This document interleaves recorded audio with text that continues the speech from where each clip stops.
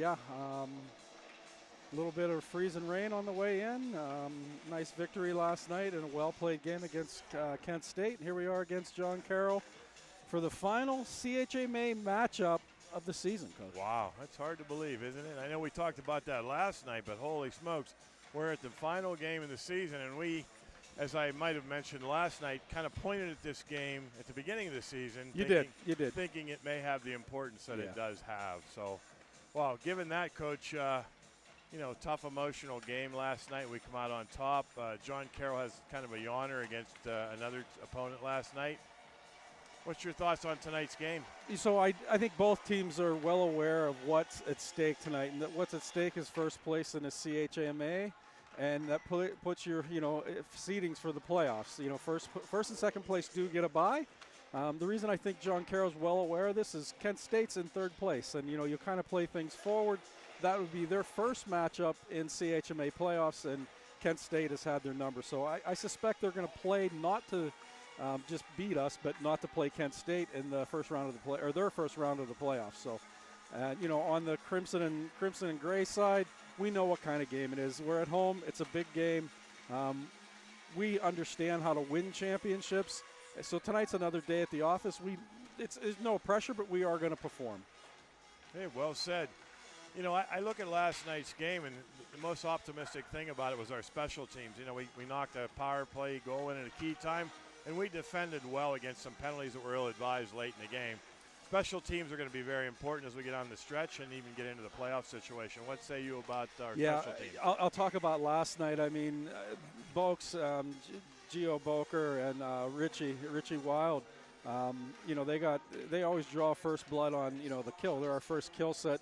Juan Boakes wins a ton of faceoffs, and Richie's just found a niche for just being hard to play against and finding seams in other teams' power plays to get it off and get us off to a first 30-second start. So they got trapped yesterday, and they sacrificed. They were out there for I think a minute 38, and killed a good bit of the penalty off. So down the stretch, we spent a ton of time on power play, and that's really going to make the difference tonight. I think tonight's going to be a special teams game. I don't expect to see lots of 5-on-4 tonight. I do expect the one or two to be there. John Carroll puts two guys in front of the net and hope to get to the second, third shot, and we're ready to play that kind of game tonight. Yeah, absolutely. If we could turn the clock back to the first meeting, it was a different kind of game. I believe we played that game most of the whole game shorthanded, and no sour grapes. We're here to play tonight. 5-on-5 is the secret to our success. Yeah, absolutely. We talk about it. Yeah. It's it's a part of our mantra is being hard to play against. We are very good 5-on-5, but tonight we got to move our feet, finish checks, and make first passes. So it's all about the little things. Everything's all the marbles is how they say it, right? Yeah, I've heard that a time or two. Yep. Coach, I have some mailbag tonight. Good. What's in the mailbag tonight? I got one from Ernest from Springfield, Missouri. Good God, where's that at? It's near St. Louis, Coach. Okay, fair enough. Now, he's a Hawk fan from way back. I believe his brother went to IUP and was a member of one of the first hockey teams here. And he said, Coach, the program looks so much different than back in the day. He said even the uniforms are even more exciting. He said, what's the future of the program? Are we looking to what's the goal here? So I think you could probably speak to that a little bit stronger than I can. I'll give you my perspective. I mean, the future of our program is really taking it up a notch. I mean, I do get to see what the recruiting looks like, and I'm certainly part of it. Looking at the recruits that we have for the 25, 26, 26, 27 season are quite impressive. I think we have 15 incoming in those next 2 years, and most of those guys are through the grind and have played at high levels. So I really think we'll continue the winning tradition. Long term, we're really looking to solidify the program as, again, the ACHA recognizes us as a top 8 program. In a year, 2 years from now, we're hoping that we're in the 4th, 5th spot. I mean, you fortified our schedule. Next year, we're looking forward to hopefully Liberty, hopefully OU, as well as the teams we have been playing. So that's my perspective. It's very positive. That's great. I mean, we've increased the caliber of competition. And as I recruit, I'm looking for players with top-tier skill and ability now. we're not looking to fill a roster. We're looking to add the right pieces to a puzzle that keeps evolving, right? I got another letter from the mailbag. Go ahead, Coach. Yeah. Comes from a Blaine out of Chicago, Illinois. I happen to know this gentleman. I think I recognize the name. He put in something last year. Yeah, so. Small kid, though. Yeah, he's a pretty big kid. Oh, okay, I'm thinking about pretty big kid. So he says, how do you keep the boys in tip-top shape? It's a grind, as we like to say. So he said, looks like our team. He said, it looks like our team is getting stronger as the season goes on. What can you say about that? So I think it's a combination of a couple things: how we practice and how we rest. We have Dr. Strong, a leading Indiana chiropractic gentleman, and really a testament to just what you've been instilled in him in discipline, and that's staying healthy, getting rest, and taking care of academics, and getting to the gym.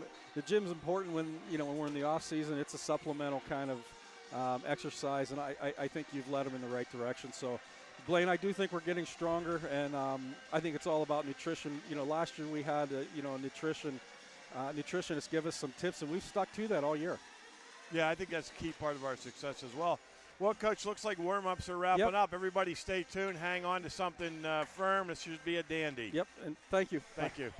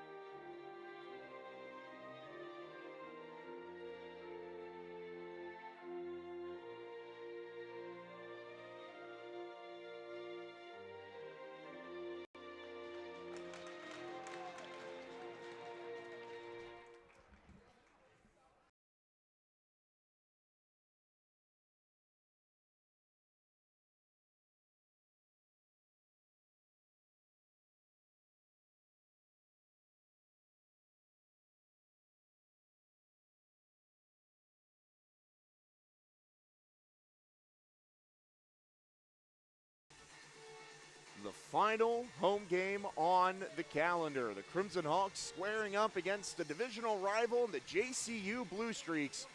That will be underway live from S&T Bank Arena again for the last time in the season, and I can't get that out of my head. But that being said, these two teams are certainly focused on the game at hand, and we are too. I'm Alex. Alongside me, Josh Yates. Like you said, the season has certainly been flying.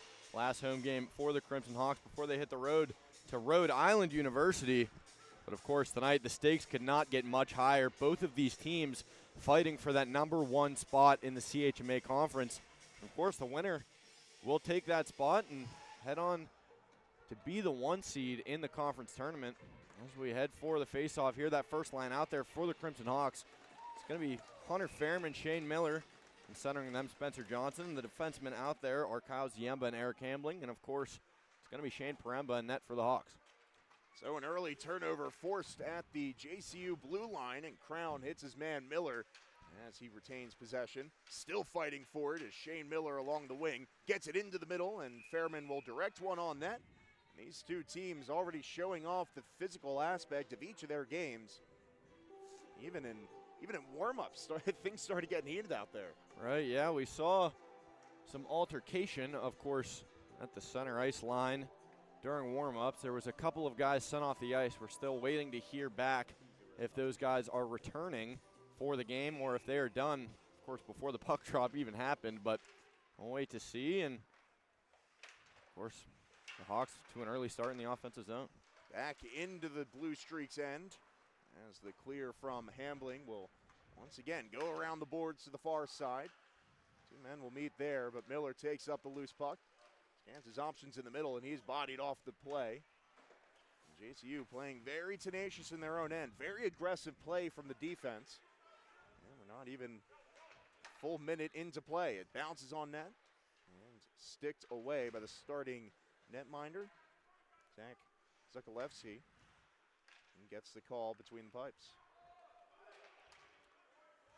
First line change for IUP as well as they get that puck into the zone, and great opening shift. Let's see if they can keep that energy going as Tuggy will send one wide of Donovan. He's able to stop that puck against the boards and redirect it up ice through contact. And that physical kind of game is certainly something that the Hawks are prepared for, and we're seeing it early. As Miller sends one across for the one-timer, and standing tall on that one, Shane Paremba able to get in front of that shot. And a whistle will stop play. It looks like it might be an early penalty. Now, like you said, Shane Paremba getting his first taste of that sort of quick, explosive John Carroll offense. They can certainly create opportunities out of nowhere, and we know Shane Paremba has definitely been the backbone for this Crimson Hawks squad so far this season. 918 save percentage. 930 save percentage in 13 games and 9-2-1 record. Looking to boast one more as we do see that penalty clock. 2 minutes assessed to the Crimson Hawks. We're on the PBC penalty kill. And if he is able to lead the Hawks to the win, it needs to start now on the penalty kill. Like we said, this is an explosive offense JCU has. It's very well matched to the Crimson Hawks passing and physical attack. It's cleared in. And they'll settle behind the net, waiting for Fogarty. And he'll move it up ice. That's it to the far side. The captain, Deacon, with a quick pass to find Legration off the blocker. Paremba makes the save in the middle and shuts down the power play once again. Yeah, of course, we saw the Crimson Hawks on the penalty kill a couple of times last night. They came in clutch in the last 5 minutes of the game against Kent State, killing off a huge penalty. But of course, won them that game 4-3 against the Golden Flashes. Beautiful poke check by Fairman as he enters the zone. A 2-on-1 gets it to Johnston, who scores! The Ripper from the slot, and Spencer Johnston once again opening the scoring. Like you said, 15 has definitely been hot. He's feeling himself on the ice, finds himself in the right position. Hunter Fairman slides at a slick feed in between the defensemen of the Blue Streaks. Of course, Johnston one-on-one with Zakluski. Bounces the score 1-0 now, and of course, That penalty will not be killed off, as that was a shorthanded goal for the Hawks. Still, 1 minute and 7 seconds remain on the power play for the Blue Streaks. And so after the goal, play resuming from the neutral zone. It's sent in. The Hawks again still on the penalty kill, as they have about 53 seconds remaining on the minor. Crimson Hawks take advantage of that early aggression from the Blue Streaks. Really got their forwards down on the line. Couldn't do much as that puck went through the neutral zone.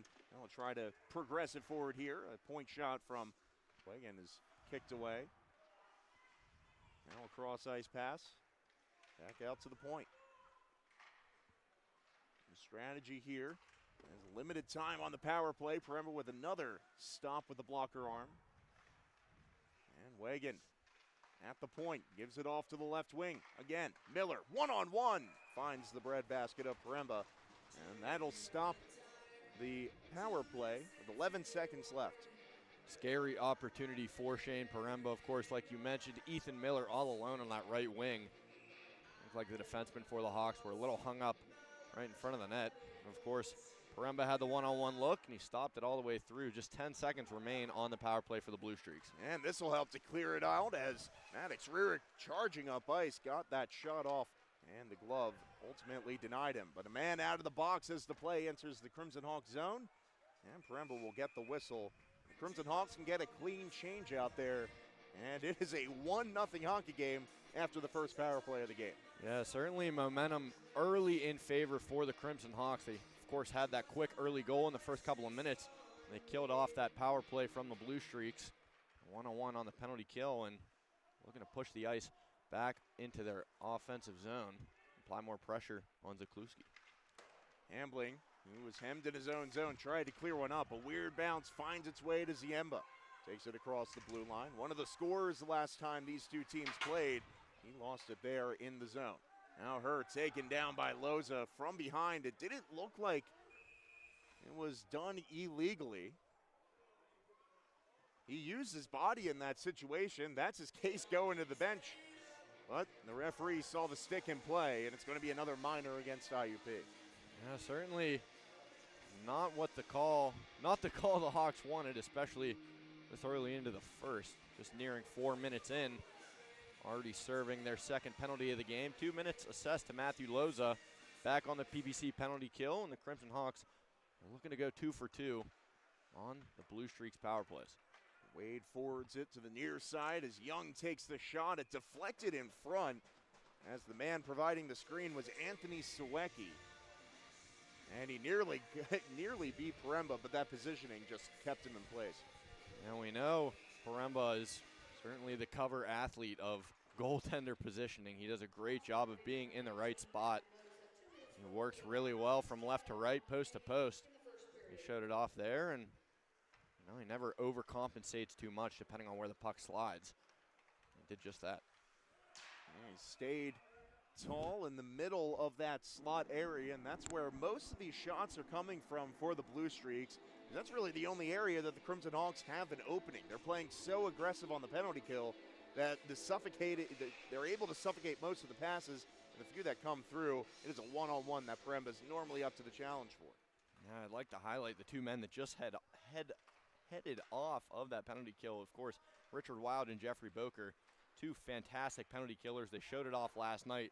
Richard Wild certainly had himself a night on the defensive end of the ice. Of course, he just ended a great penalty kill shift as well, and he trade out with Spencer Johnson and Hunter Fairman, who certainly are fantastic on that front as well. And it's great that they have their defenseman back for this penalty kill. Of course, now Donovan heading off, and he's a huge reason why him and Soy out there on the same pairing really shut down the passing as it gets closer to the goal line. They let him have those point plays as Young will bank shot it off, tried to find Sawecki on the other side. A bad play drawn up, but wide of the target as Young has to come down about halfway through the power play. And the clear by the PPC penalty killers.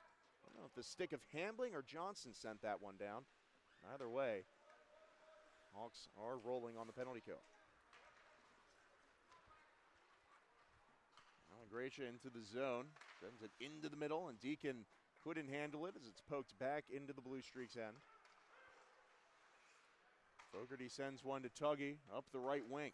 He'll wrap one around. That's where Fairman will see it, trying to clear the zone, but a man there keeps it in. Cross ice pass this way to Tuggy. And the point, Fogarty leaves it back this way for Tuggy, and it's a slam dunk goal on the power play. Only 18 seconds officially remaining on the minor, and JCU ties it up. Just textbook passing from the Blue Streaks, keeping the puck away from the Crimson Hawks. Of course, they slid Paremba left and right in that crease. There's a wide open net, like you said, for Tuggy. And certainly a huge score for the Blue Streaks in that. He's a great playmaker, and he adds one more to his goal count this season, and the score is 1-1. As play continues, the Crimson Hawks get it into the zone. Caleb Hoffman wraps one to Rierick on the far side. A long pass trying to find Donovan. He's going to have to hustle to get back to this puck. Send it back forward for Hoffman. And he tried to find Rierick on the far side. Hoffman playing very aggressive on the forecheck there, and the clear ended up in the ceiling, so it will be a whistle. And we were talking a little bit, looking at the lines before the game. Obviously, Jordan Adams out of the lineup tonight, and I think, like I was saying, Caleb Hoffman is a perfect replacement for him. I think he forechecks just as well, has great stick vision, and the hand-eye coordination on him certainly unmatched, aside from number 5, of course. As he'll try to get something started in the offensive end. The shot was denied, and now they move up the far side. Into the middle, Herr was stick checked away. Conway able to pick up that puck. And now to the near side, Donovan fighting through, couldn't get to the puck. Averino with it. Takes the hit, he'll drop it. And then now on the right wing. The play trying to go back down low. So he stepped up for it, but it's still Blue Streaks possession. And Malloy puts an end to that with a nice poke check along the boards and forces possession over. And now he'll take it out of the zone. A line change behind him as he powers into the Blue Streak zone. Malloy poke check there. The aggressive play. Now he's on an island. A 2-on-1. And the Blue Streaks just a little slow in developing that play. Still got the one-time shot off. Well, Paremba was down on the ice. Scary play. More space here. Now this one off the post. As taking that one was Plinta up close. Now he's poke checked off the puck. Malloy gets to this one in the corner. And now he'll have to backhand one away from traffic, but it finds its way to another JCU stick. Olszewski at the point now. Gives it off. The shot into the glove of Paremba. Saw it through the traffic in front. And that traffic was certainly dense. Yeah, just a surge of offense from John Carroll in that last couple of moments. We heard that post ring off on, of course, the rebounded shot that had Paremba in that sort of vulnerable position, but they were unable to score, and Crimson Hawks definitely looking to push the puck back down the other way and kickstart their offense again.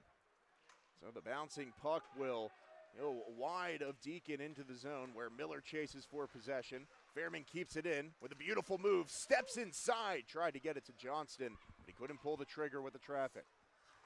Now Sinecki hit at center ice by Fairman. They'll be handling, reclaiming possession and moving it up ice. The two involved in the collision approach the goaltender who covers.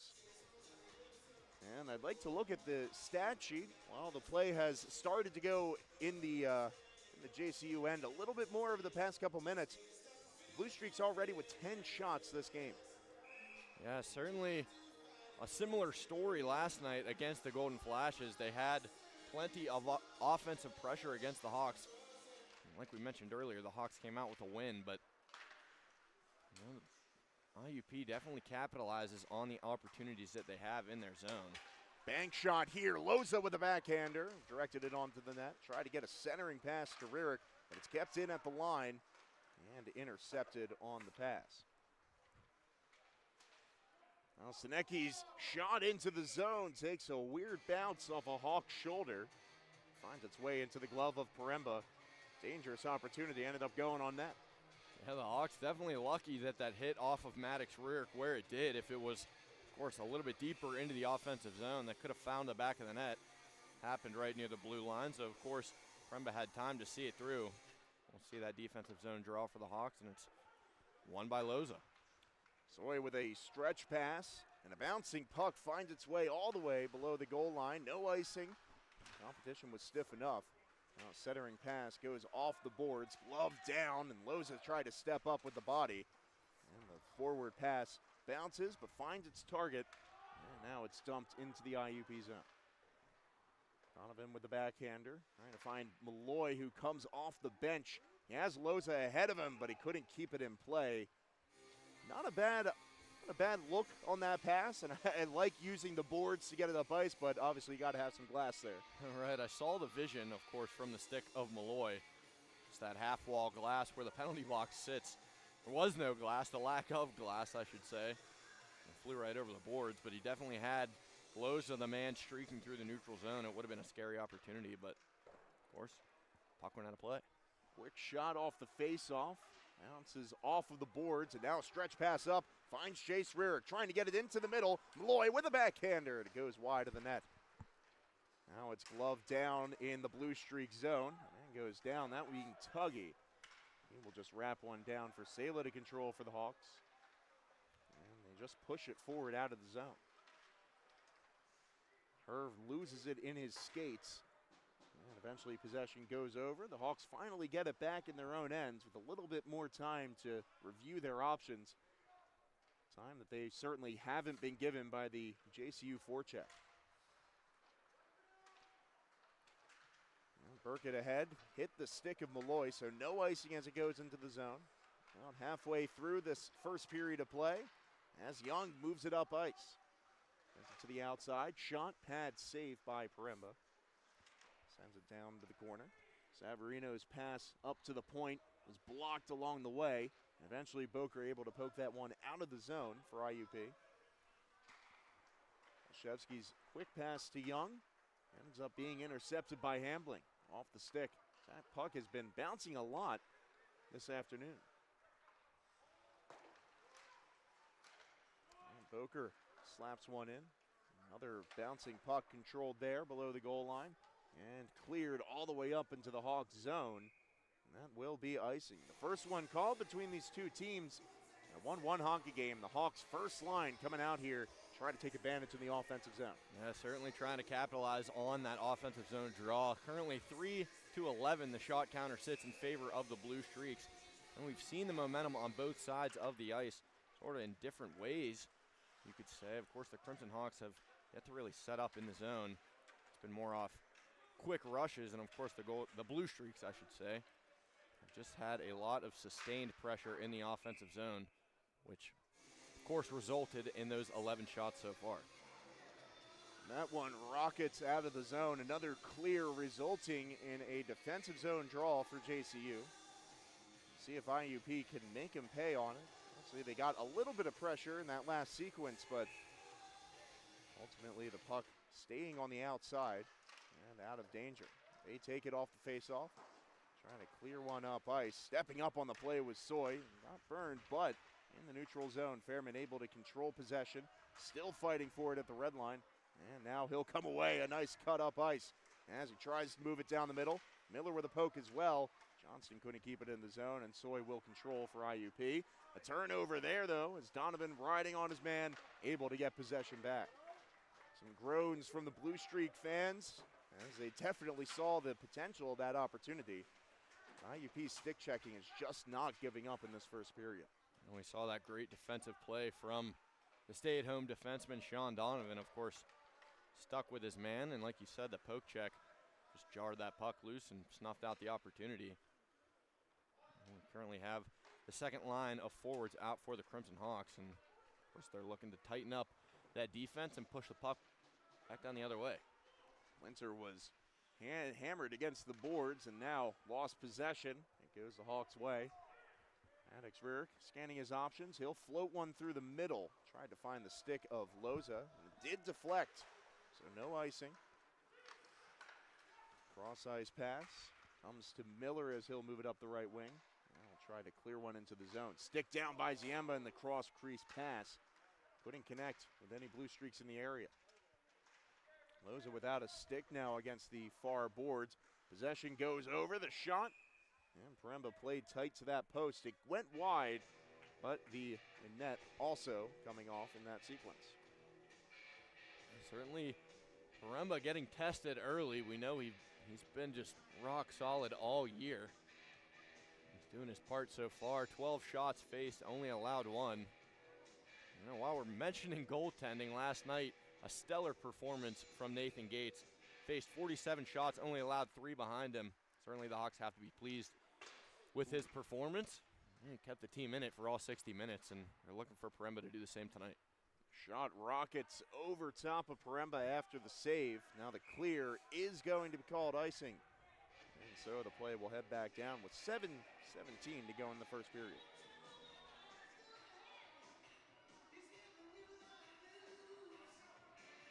And we'll see the face-off, like you said, come back down into the defensive zone of the Crimson Hawks. Heading to the left of Paremba, and it's going to be that second line of forwards still. They've been out there for a while. Going to make them stay out there on the ice. That's Trent London, Matthew Loza, and Maddox Rierick, the defensive pairing out there.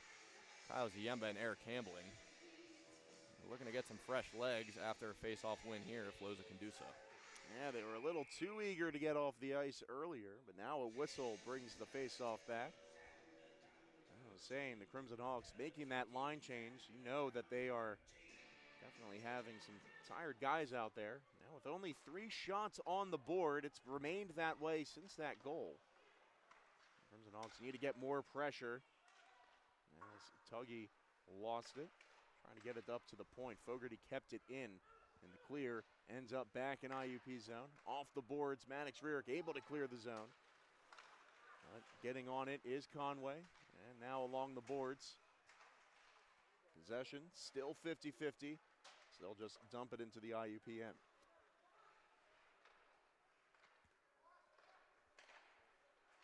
Now the puck trying to go up the Hawks left wing, at least to the near side. Now Malloy trying to sprint to this puck as it's wrapped around the net. He'll just fire one on Shevsky, and Zukalewski, I should say. Cleared all the way down. Ends up on the stick of Paremba. So Rierick will move it up to Hoffman. Loses possession, gets it back at the blue line. Now the quick pass forward. Tuggy able to burn his man. Gets the shot off, and Paremba with the save as he covers the rebound. And some extra pushing and shoving afterwards as well. Yeah, of course, Dixon in the mix there. I know he's not afraid to stand up for his guys. Some late stick checking on Paremba. They're going to send Dixon off the ice, as well as number 10, Henry Shea, for the Blue Streaks.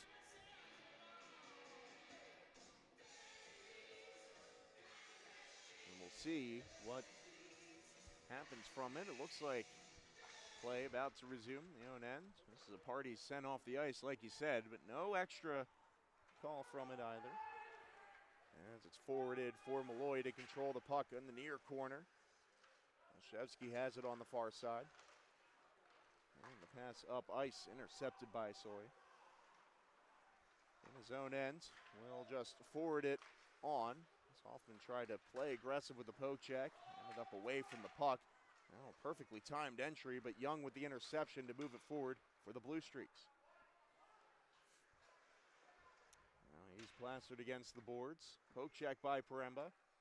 Now Malloy with possession for IUP. He's hit as well. It's wrapped around this way. Hoffman the first one to get to it, but another scrum avoided from occurring as it's cleared out into the JCU zone.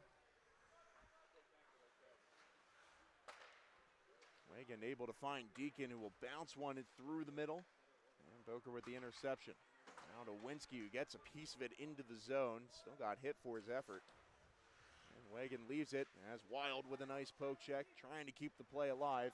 Tensa against the board. He's tied up by Winsky. Eventually Wagan comes away with the puck. You see that fourth line, of course, doing their typical fourth line duties. Tonight it's Winsky, Boker, and Wild. Winsky had a great game last night, skating well, disrupting a lot of play. Did just that just a moment ago. We'll see this draw here. Still tied up, but I know Jeffrey Boker's great in the faceoff dot. Still tied up. And there, jars loose, and it's won by Boker. Yeah, neither team interested in giving an inch, and that draw certainly a display of that. Burkett got that block as he was back skating into the zone. Sending it forward, a tie up along the boards. Sent this way to Plinta. Now a hit along the boards in the Hawks' end this time. The clear goes up into the neutral zone and cleared back into the Hawks' end. Plinta the first to get to this puck. He controls it on the backhand. Trying to wrap one back. Stick check there. Cronin comes away with the puck. Gives a quick pass off and into the slot for a close-in shot. Sean Deacon, very dangerous on that doorstep. Now, that being said, Deacon the top scorer for the Blue Streaks. 35 points in 27 games, well over a point per game. 14 goals and 21 assists, so he certainly can convert on both ends, whether that be playmaking or scoring it himself. Certainly not the guy you want setting up in your own zone. And the Crimson Hawks are going to have to keep him in the back of their minds.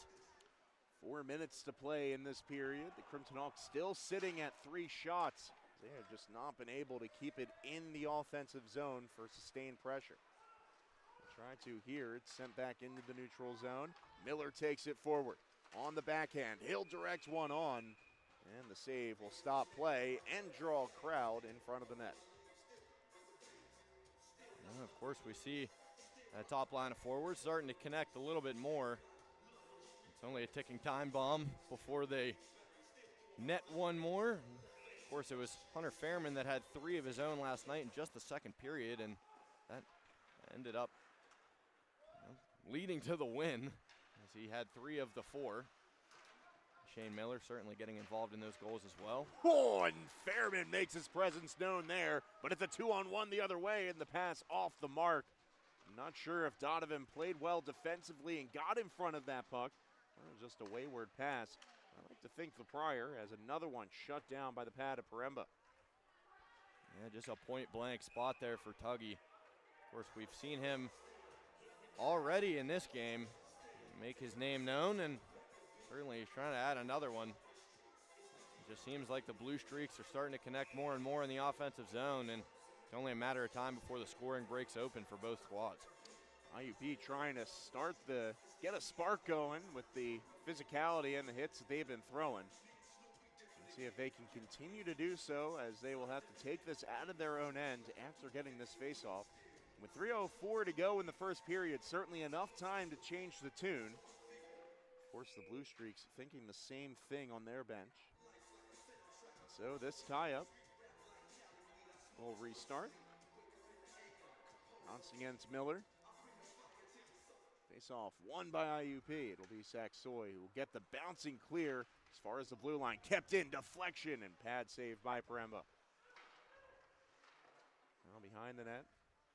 Miller, it's poke checked off initially, but he gets back to the puck. Tied up now by Johnston, and he leaves it as it'll be passed out to the point. Fogarty shot, pad save once again.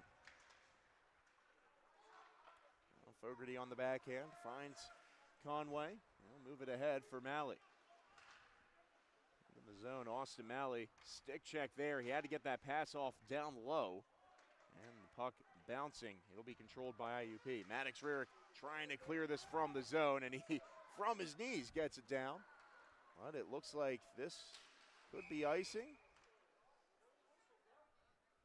Unless that could be a penalty against JCU.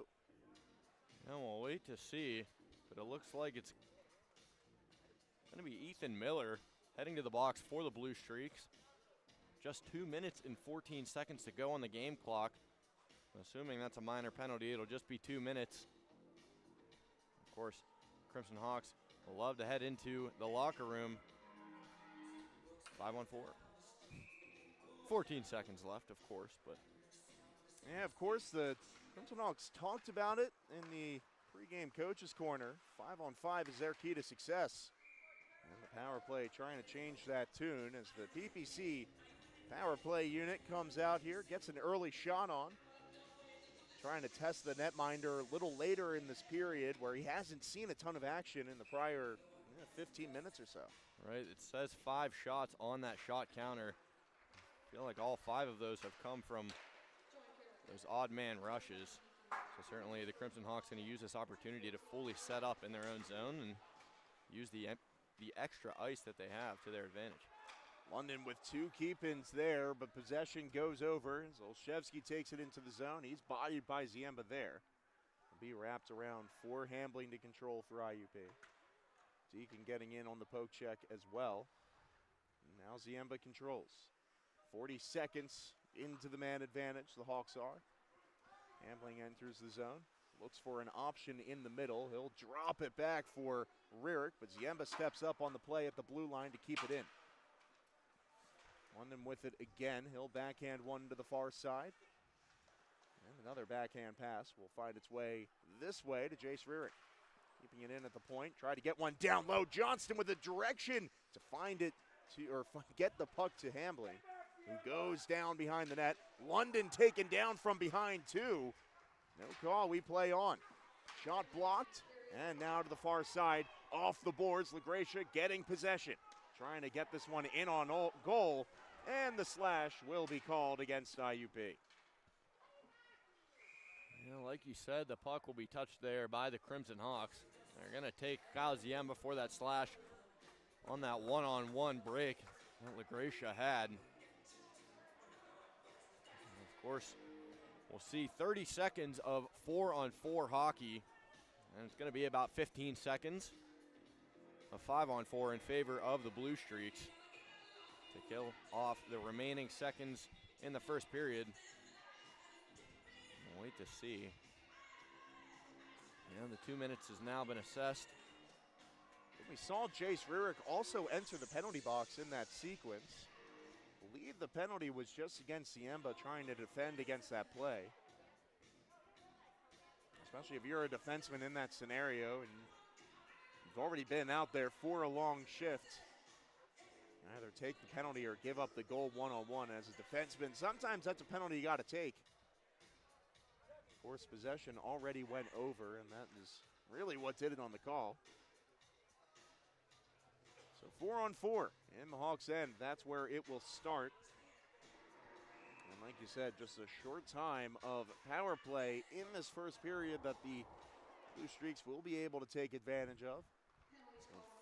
A little under 50 seconds to go in this period. The Hawks will have to kill this one off and focus on controlling the puck during this 4-on-4. That they will do. Now we hear on the loudspeaker they have taken Jace Rarick for a 10-minute game misconduct. Still unsure of why, but of course that will still apply throughout the second period. The hand goes up there, a trip. So on another Shane Miller, yeah, another man head into the box for the Blue Streaks. Yeah, another defensive zone penalty, and they're certainly not always unexpected, I would say, but when you're trying to defend and keep this an even strength hockey game, definitely got to keep your wits about you. And so it will head off, and the Hawks will have a short time on the power play.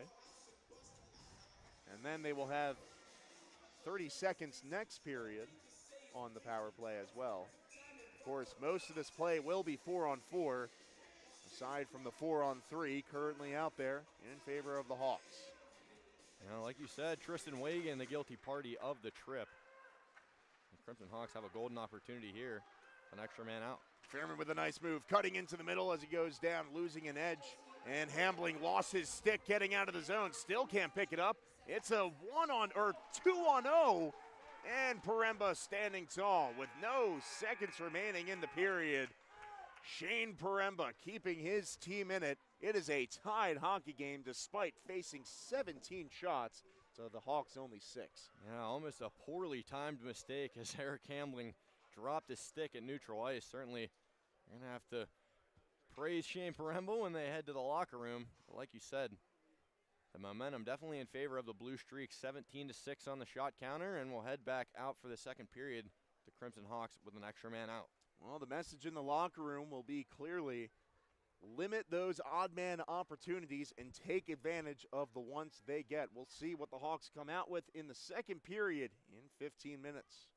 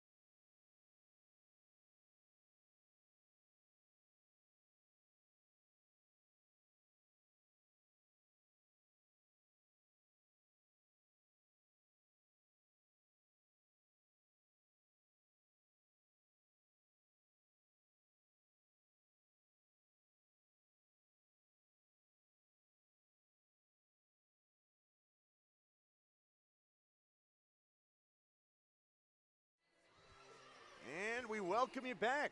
The second period of action between these two hotly contested rivals. They certainly left it all out there in the first period. The penalties started to pour on at the end of the first. Because of that, we start things off 4-on-4. Yeah, like you mentioned, Jace Rearick sitting in the box for the Crimson Hawks. 10-minute game misconduct. Also in the box for the Crimson Hawks is Kyle Ziemba. Kyle Ziemba, and there is just a minute and 13 seconds remaining on his penalty. And for,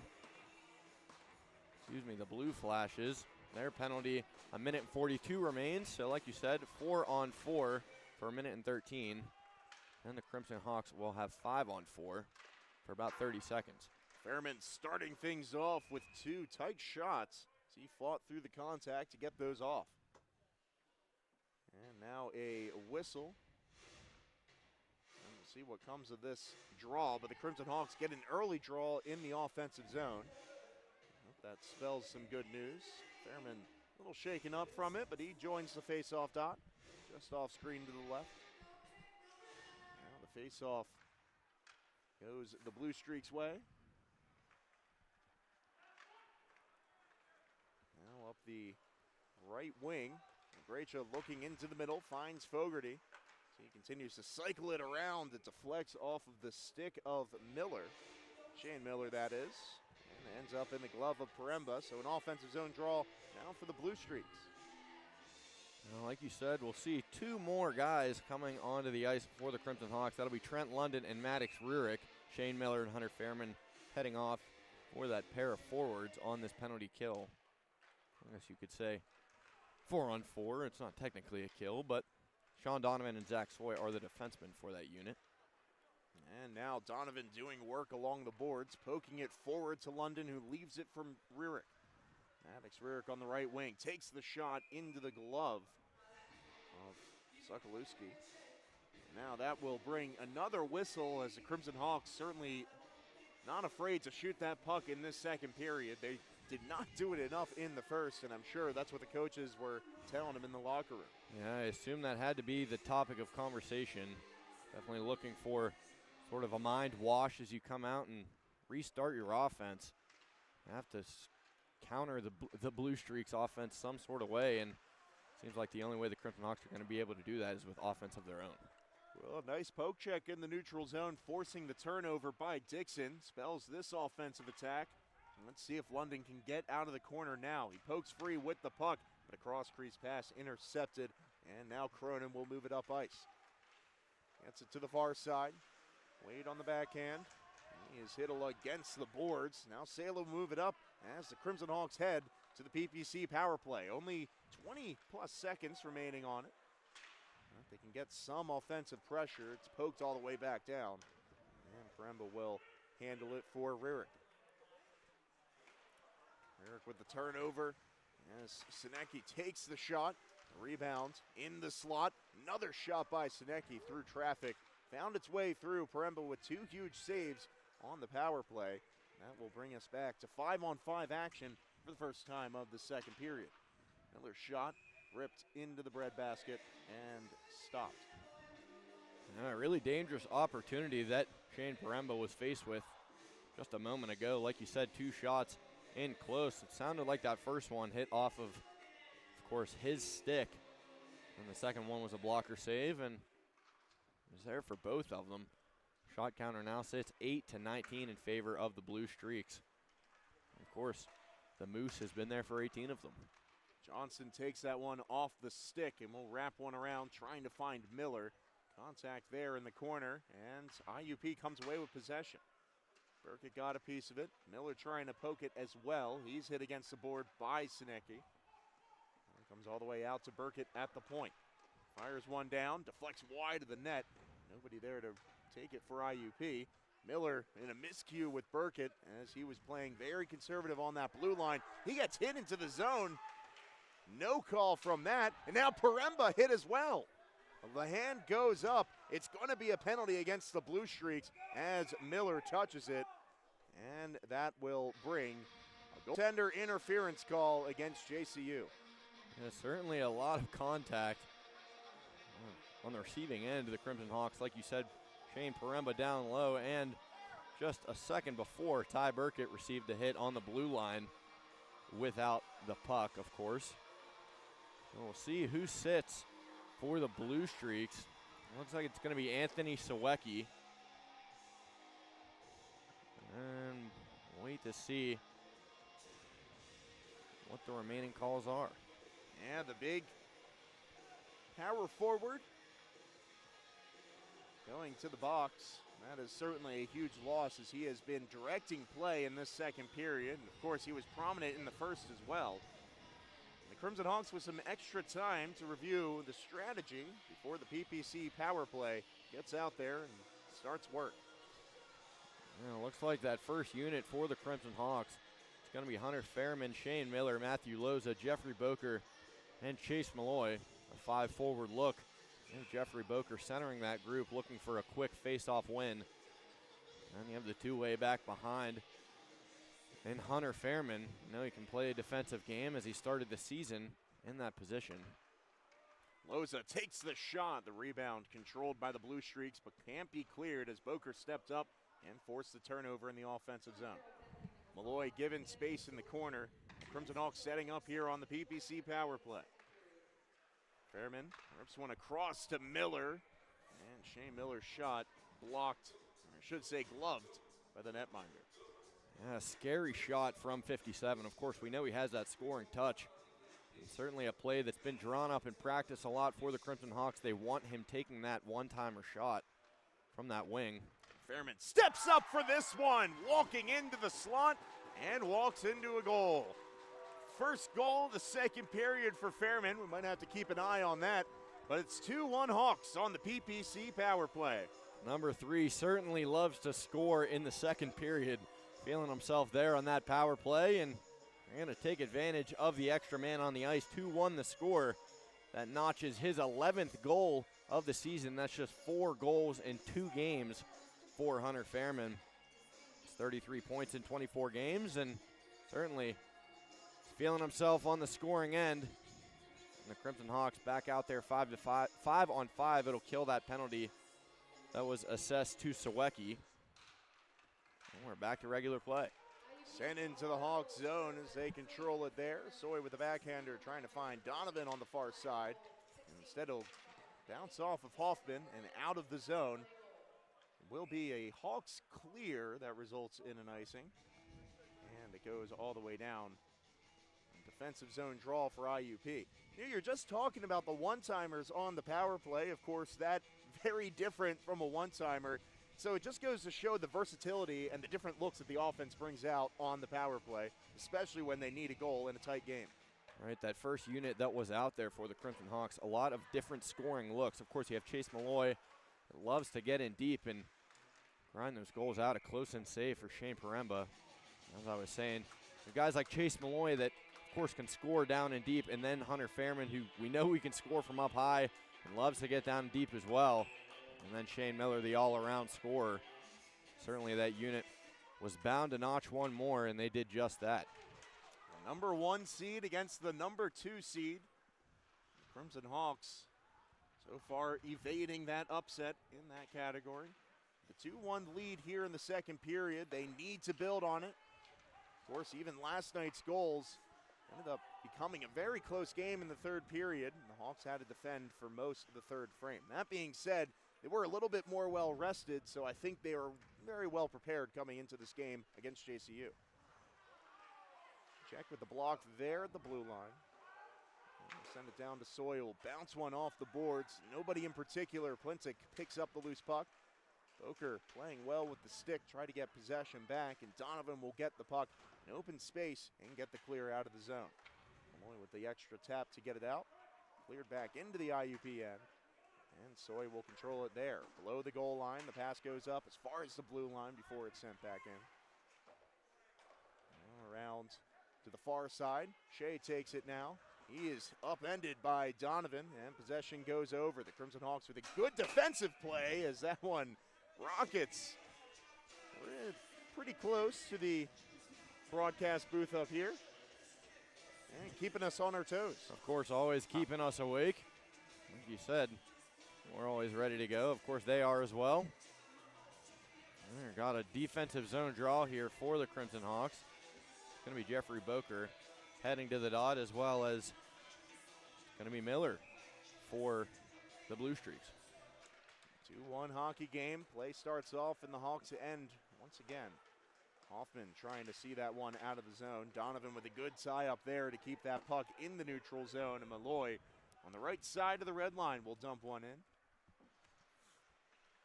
Contact there, and they still possess the puck at their own goal line. The Blue Streaks starting things off. It's intercepted up the middle, and a nice poke check there by Donovan to do the same.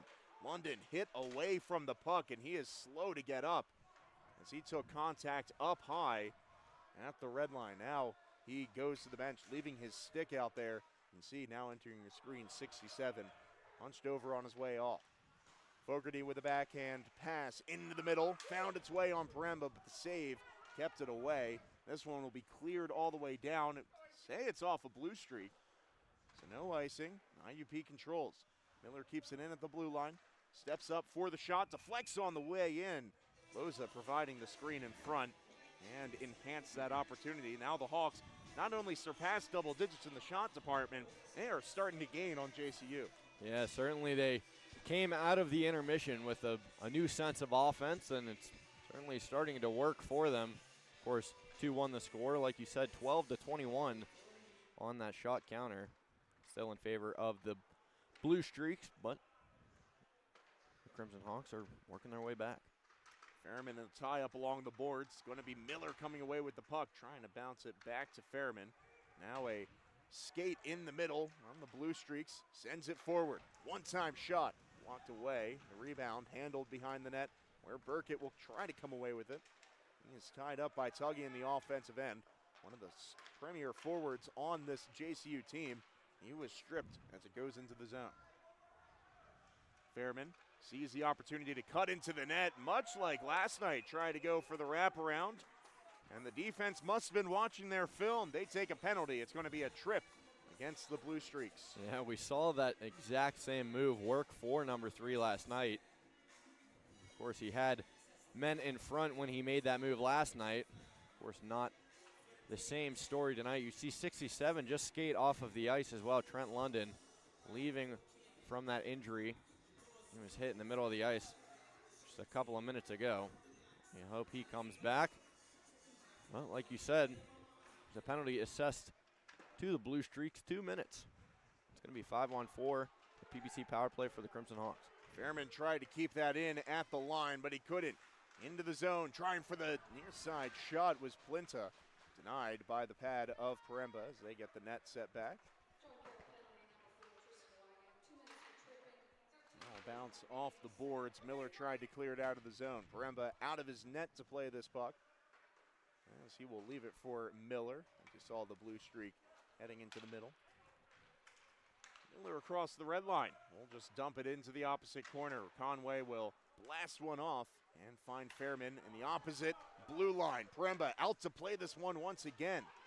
And a good decision to play aggressive on that one as the Hawks can start things up at the blue line. They'll fire one around.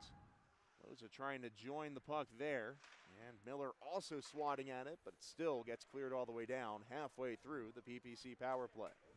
Yeah, the Crimson Hawks certainly are not having trouble getting into the zone. It's just controlling the puck once they are into the zone. Same story there. Just unable to break out against that defensive pairing for the Blue Streaks currently out there.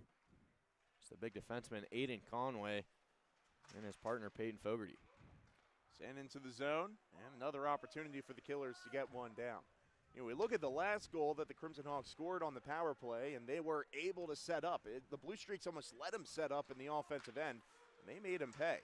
And the Crimson Hawks know that they are not going to get too many opportunities, and they are definitely trying for that setup. But as this is sent back behind Paremba once again, looks like that might be it for the power play. And like you said, the Blue Streak's going to gain an extra man in 5 seconds. See if they can get one more shot off with the extra guy. Rurick bodied off the puck. He still controls possession despite 5-on-5 action here. Shot by Wild, denied. He gets this one off the boards. A backhander trying to find Johnston behind the net. Instead, the defender stepping up for that one, and Wade is involved in that scrum as well. Stepping in to poke it free is Winsky, and he does come away with possession. Immediately jarred off it, though, by Wade. And now they move it up ice. Should say Fogarty. On the way, a hit there by Hoffman in the corner. And a poke by Ziemba will get its way close to the blue line, but not out. And sent back in. Ziemba with the hit against the boards. Goes in the scrum as well. The backhand pass sent into the middle. Winsky poke checked. And the Crimson Hawks finally get it out of the zone. It's going to be Hoffman leaving it for Winsky to move forward. Connor Winsky taking that shot. The blocker save as it goes wide into the corner. Savarino with the puck across the blue line. Takes the shot wide of the net. Going for that glove side shot. Now Young stepping up on the play. Aiming for the blocker side that time. Also wide of the net. Gracia blocked on his shot opportunity. About halfway through the second period. And the Blue Streaks starting to find their footing in the offensive zone once again. Deacon with the pass to find his man at the point. Olszewski, who takes the shot. Might have deflected on its way in, but with 10:06 to go in the period, the Blue Streaks getting some bite back. Yeah, of course, the Crimson Hawks certainly are going to be okay with getting a line change now, freezing the puck. The last action they had going the other way was Connor Winsky sort of just dumping the puck in from the blue line. They're looking to just control the puck and keep it away from the Blue Streaks is really all you can do now, and certainly John Carroll is saying otherwise. Rearick with a poke check to find Malloy, who progresses it into the zone. On the backhand, tried to saucer one over the defender. Instead, he could not. Now, off the rebound, the shot, one-timer, taken by Maddox. Rearick goes wide of the net. He gets the puck back. Cross-ice pass to Jace Rearick. Out of the box, finally, for the Crimson Hawks. As he tries to attack that puck and is bodied off. Now, moving it up ice is Luke Deacon. Goes into the Hawks zone. No icing. Looked like it could have been for a second there. Now Maddox Rearick will take it up the left wing, sending it into the middle. Jace Rearick tried to get the stick in there, but couldn't control the puck. And it's blasted back to the IUP zone. Who's going to win the race? It's going to be Burkett. And the Hawks get an icing call their way. Yeah, looks like the face-off going to head back down to the other side of the ice. The Crimson Hawks are going to get some new legs out there. Going to be the first line of forwards. Hunter Fairman, Spencer Johnson, Shane Miller. It's going to be the captain, Zach Soy, and Sean Donovan, the blue liners for that group. Donovan's point shot deflects over top of the net. It's going to be Johnson taking it from behind. Tried to find Fairman, who was bursting into the low slot. Now Miller leaves it for Fairman. He'll cycle it himself. Goes for the pass down low. Soy trying to go 5-hole. The puck's still loose. Finally covered as Fairman entered the play. And we will get a whistle and a little bit of discussion afterwards as well. Saw some really great playmaking there from Hunter Fairman. He had the puck right up top at the point.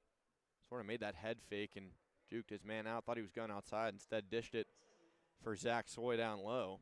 Of course, he was targeting that 5-hole on Zakluski. He stopped it up. Keeps the score where it's at. Take a look over at the shot counter as well. 14-24 now. The Crimson Hawks just down 10 on that front. Still chipping away at it, trying to limit, of course, the Blue Streaks offense anywhere they can. Well, the Crimson Hawks almost got that draw, but it was a toss-up. And it'll go into the zone. Malley not able to win that race against Zach Soy. He's trying to fight and stay in it in the corner, but eventually possession goes over. Soy back with the stick. He'll poke check it forward for Johnston. Trying to find Fairman up the middle. Now the bouncing puck does exit the zone. A nice direction by Johnston to find Fairman on the left wing. Trying to cut inside, and he is upended. You could tell by the way he moved, he was preparing for that hit.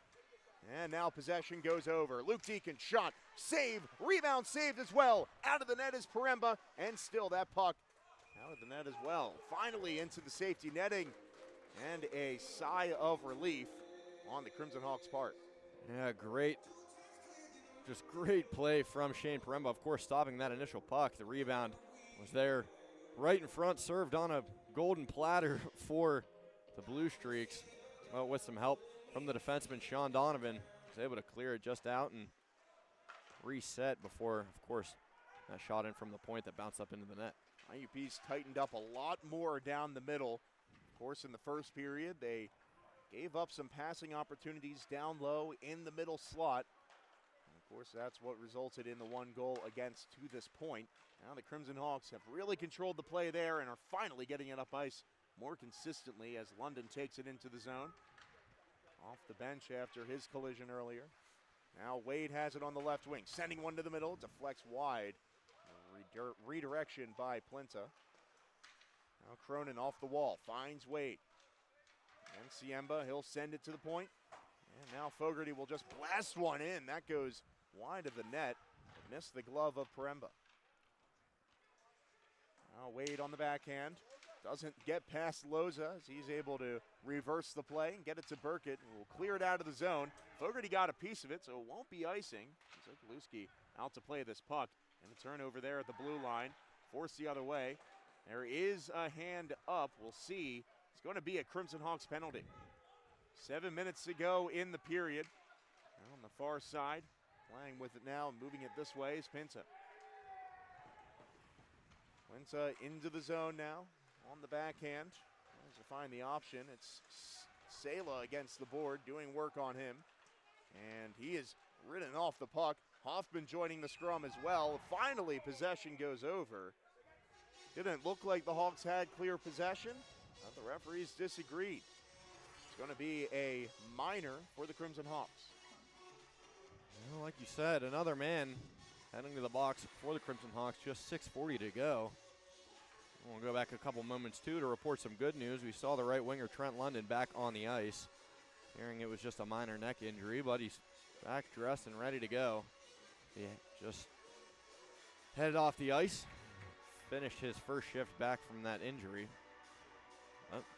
2 minutes assessed to Matthew Loza. And we'll see the PPC penalty kill here for the Crimson Hawks. Boker, Wild, Soy, and Donovan out there for the Crimson Hawks, trying to kill off yet another penalty in this game. And we started the second period, and the Hawks were shorthanded. But that power play was not long-lived. Shortly after, it went to 4-on-4. Hawks have had some opportunities since, but now it's the Blue Streaks' turn to come out here against the PPC penalty killers. Down to the right wing, bounces off behind the net. Soy got a piece of it to redirect it this way. Boker with a poke as well. Malley with it behind the net. He is running off the puck, gives it off to Deacon, and Fogarty will move it across. At the point, they play with it here. Tuggy looks for the option near the net. Pad saved by Paremba after Sean Deacon's shot from the point. Now Fogarty with it. Scans his options, gives it to Deacon at the point. This way it goes. One-timer for Tuggy. He was going for that near side high corner shot. Paremba with the save, sending it into the safety netting.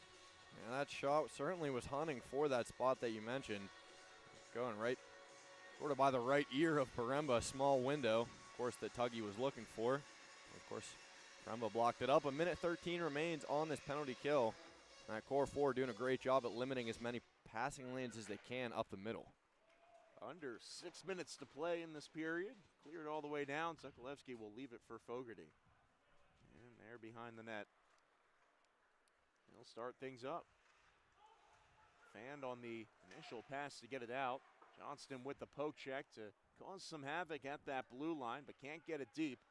It'll be the Blue Streaks starting things off from the face-off dot again. Tuggy moves it this way to Deacon. He has an option in the middle. He'll elect to wrap it around. Fairman the first to get to this puck. He's bodied by Malley. Possession going over. Fogarty at the blue line. Here's it for Tuggy, who was poked once again by Fairman. Johnston unable to clear it out of the zone either, and Malley comes away with possession once again. Off the boards. Tuggy sends it this way to Deacon. Had a shooting lane for a moment, but lost it. He elects for the pass. Under 20 seconds now in the man advantage. Send it to the middle, and a great poke check there as Burkett broke up that play. Now Tuggy to Deacon, who tried for the shot. It ended up moving through the low slot. Crimson Hawks, another sigh of relief as they're able to kill off that power play.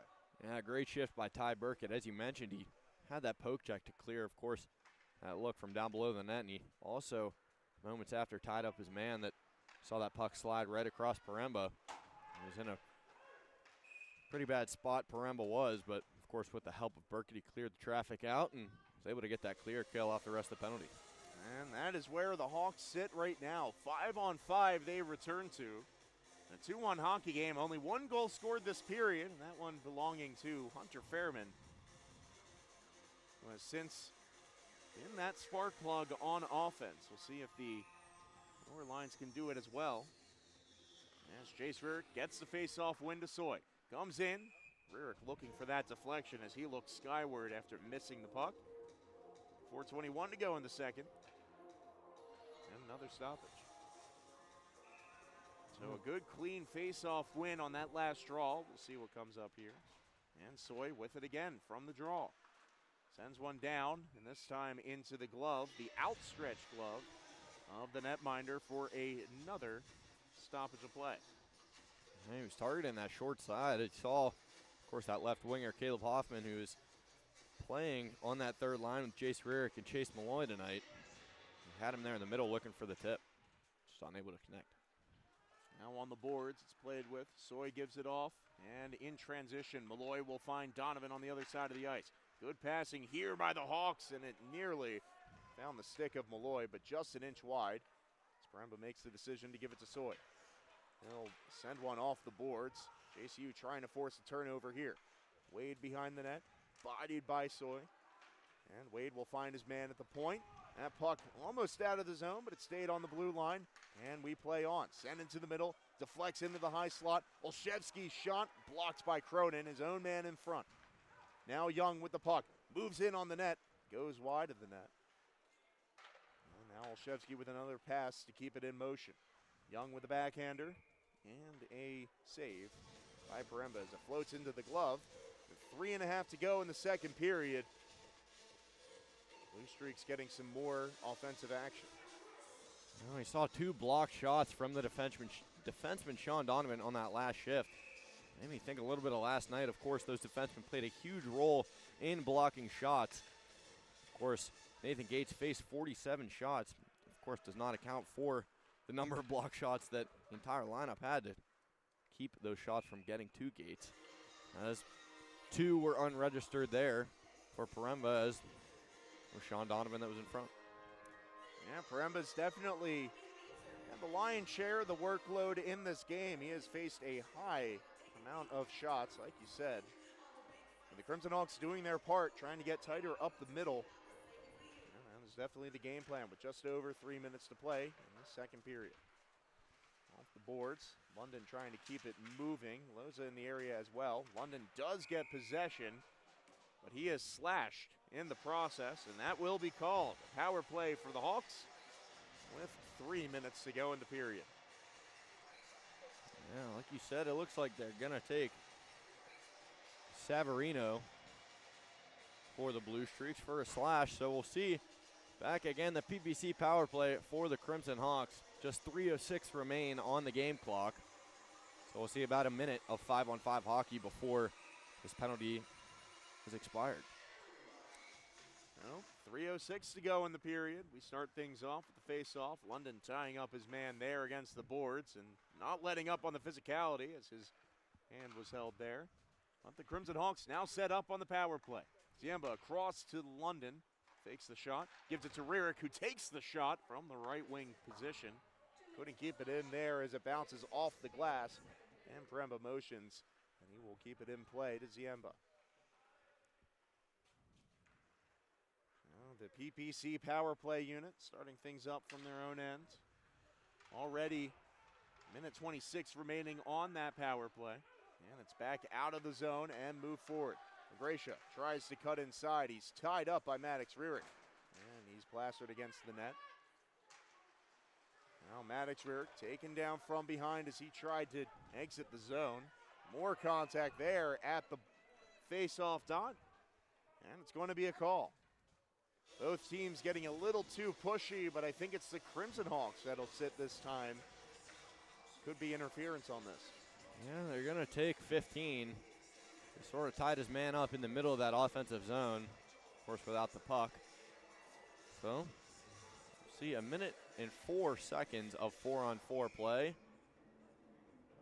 And then about a minute remaining, 5-on-4 in favor of the Blue Streaks. See the first unit out there for the PPC penalty kill. Hunter Fairman, Zach Soy, Shane Miller, and Sean Donovan. Great unit out there and definitely have the opportunity to score one 4-on-4. Just over 2 minutes in the second period. And after the penalties all go off the board, we won't be 5-on-5 till the final 11 seconds of this period. So both teams back on special teams near the end of the period. Fairman ripping one wide, and the shot leads all the way down the ice. Wade has it on the right wing, waits for reinforcements, sent it into the middle. Donovan with 2 nice poke checks to slow it down. Fogarty gets it back. Rebound off of Soy. Fairman with a nice move to take it back into his zone. And with 30 seconds, 4-on-4, Crimson Hawks in no rush to move it up ice. Like you said, 20 seconds and counting remaining on that penalty assessed to the Blue Streaks. As they look to advance it here. Head back down to the other side of the ice. Pause by Ziemba as he's able to get the short pass to Miller. A bouncing puck into the zone, but all white jerseys there to control it. As now the Blue Streaks head to the power play. The PPC penalty killing unit has a chance to clear it down, and that he will.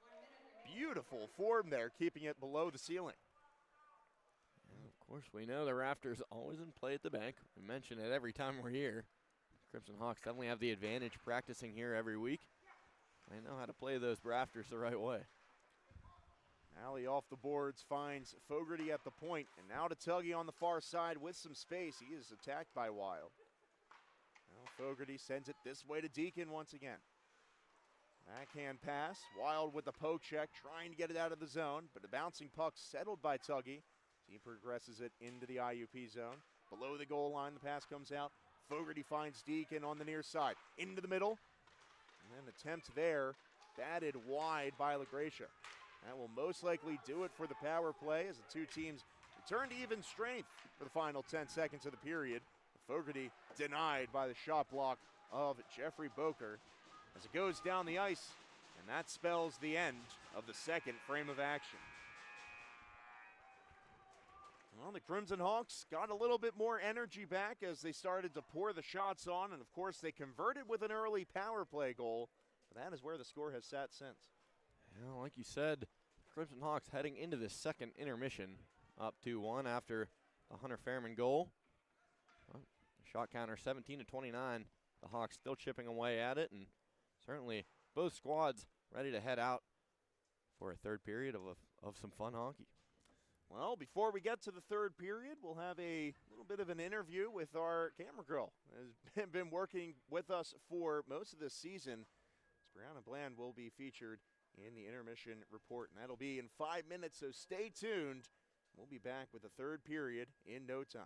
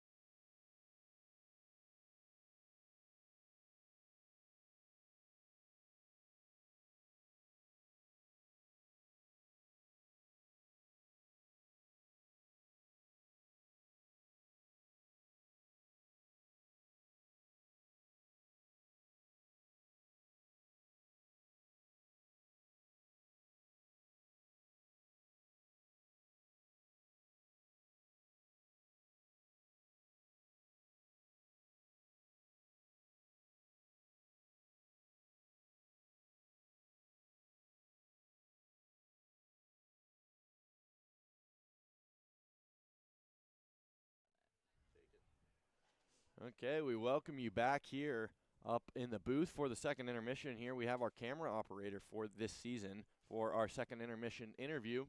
So we'll start off. Tell us a little bit about yourself. I'm a sophomore. I go to IUP. I major in communications and minor in business and theater. Just my goal with, just everything in general as far as like what I'm going to school for and just future careers and, post-graduation is just to be some type of, film production, be in that little industry, be in, TV and movies and on set and, create my own films. Just things of that nature. And, theater and business, that also helps in just putting everything together and just shaping everything. So. Yeah, a lot of media minds up here, of course. My next question for you is sort of walk us through your job and your duties as a camera operator for a live game. It's just setting up, just making sure everything is set up straight, making sure that the camera is straight, of course. Just getting like the pre parts of the game, like introductions and the anthem, and then during the game, making sure that y'all don't miss the puck, y'all don't you see everything that the viewer wants to see at home. You get to see everything that that is being shown basically. Okay, my last question for you here is, of course, you see it firsthand through the camera. So, is there any particular game or play that you filmed this year that sort of stands out as a favorite memory through the season? Okay, yeah. I'd probably have to say, if I'm being honest, I'd probably have to say Westchester. If I'm being honest, Westchester, just the big old brawl that ended up happening. It was like 3-4 players of our team and then like 5 of theirs, something like that. And it went on for like there was segments and periods where somebody was fighting over here, somebody was fighting over here, and then they all combined together, and then it just made my job easier because like okay, everybody's in one area, you can just keep it here, so they keep the camera going left to right. So yeah, that lasted a good 5 minutes. That was a 5-minute fight, probably. Yeah, so for yeah, sure, Westchester was a fun series. Yeah. To say the least. Yeah. So, here's our camera operator, Bree Bland, throughout the season. Thanks for staying with us. Any final comments before, of course, this is our last home game, so I'm not sure if we'll have a broadcast on the road, but. Yeah, I'll be back next year, and let's just end the season well. That's all I got. All right, that's all we got for our second intermission interview with this season's camera operator, and we'll be back for the third period, ready to go. IUP versus John Carroll.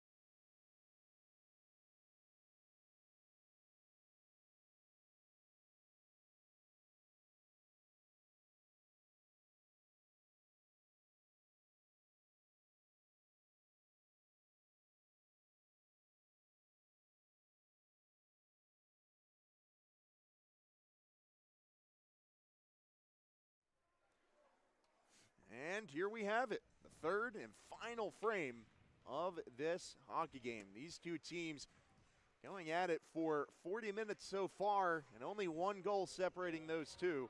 It is a 2-1 hockey game entering the third. At the very least, it's going to be even strength to start off this period.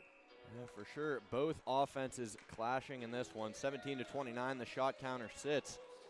And of course, the John Carroll Blue Streaks looking for that equalizer. Shane Paremba has stood tall for 28 of those 29 shots.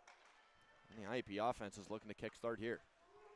Clear into the zone will start things off after the Hawks get the face-off win. Now along the near side, Johnston involved in some contact. Tuggy ultimately gets that puck away and gets it to LaGracia on the right wing. Into the middle, poked away by Donovan. He has to do some work behind the net too. It's sent forward. Fairman with the interception. Ever dangerous Hunter Fairman taken down on his way into the zone, and that will spell IUP power play. Like you said, Hunter Fairman taken down as he entered the zone. Just as he said, we were going to see some full-strength hockey. It's immediately uprooted. We'll see 2 minutes assessed to the John Carroll Blue Streaks. 5-on-4 for the Crimson Hawks. The first unit out there, Jeffrey Boker, Chase Malloy, Shane Miller, Hunter Fairman, and Matthew Loza. Looking for a big face-off win here for Jeffrey Boker. It looks like the Blue Streaks will win that face-off. Yeah, the clear up ice by Conway, one of many that he's had tonight. He has certainly been a staple at that right defense position. Now the Crimson Hawks getting it back into the zone. It's going to be Malloy getting to this puck. And Boker providing the reinforcement to get it to Loza on the far side. Back to Boker, below the goal line. 90 seconds still on the PPC power play. Malloy behind the net. Scans his options. He's looking for Boker. Finds Fairman with the saucer pass through traffic. And now to Miller on the near side. Malloy back to Fairman. Handles the bouncing puck. Evades the first stick check and keeps play going. 1:10 to go on the power play now. Fairman to Miller. Trying to dance inside. Tried to find Boker on that one-timer, but he has been tied up throughout that power play, and so we'll get a chance to see the second unit halfway through. And we know Shane Miller loves to pass in that situation. He almost had a lot of room in front of the goaltender. He could have taken it himself. Of course, he's looking for Boker in the middle, and it's tied up. Puck still in the Hawks' own zone. 40 seconds remain on the penalty kill. We'll have to start things up here. Like you said, just over 30. As the Hawks enter the zone, time dwindling. London around the face-off dot, wrapping it around the net. Going up to Ziemba. He has Maddox Rarick on the far side. Takes this one, back to Ziemba. London on the one-time shot, aiming for the 5-hole. And the rebound is cleared by Young. Good opportunity for the Crimson Hawks. Finally got a powerful shot off after all that passing. But the netminder standing tall, and that, for the most part, kills off the penalty. So even strength hockey now, 17 and a half to go in the period. Wide of the net, and Winsky controls on the far side. Passes it this way, Burkett with a poke check. Wild in the area as well, trying to get possession, but it's going to be Deacon taking the shot and ripping it over the blocker's side. Off the rush, defenseman nets one for the Blue Streaks, and it's going to be a tied hockey game once again. Yeah, like you said, the captain of this squad, Sean Deacon, ties it up, finds the equalizer, and that was just a pinpoint shot. Found his spot behind Paremba and certainly notched it. Of course, Blue Streaks feeling a new sense of energy. You're going to see both these offenses go at it again. See that face-off won by Spencer Johnston. You're going to see what kind of play style the Crimson Hawks draw up against this third period defense of the Blue Streaks.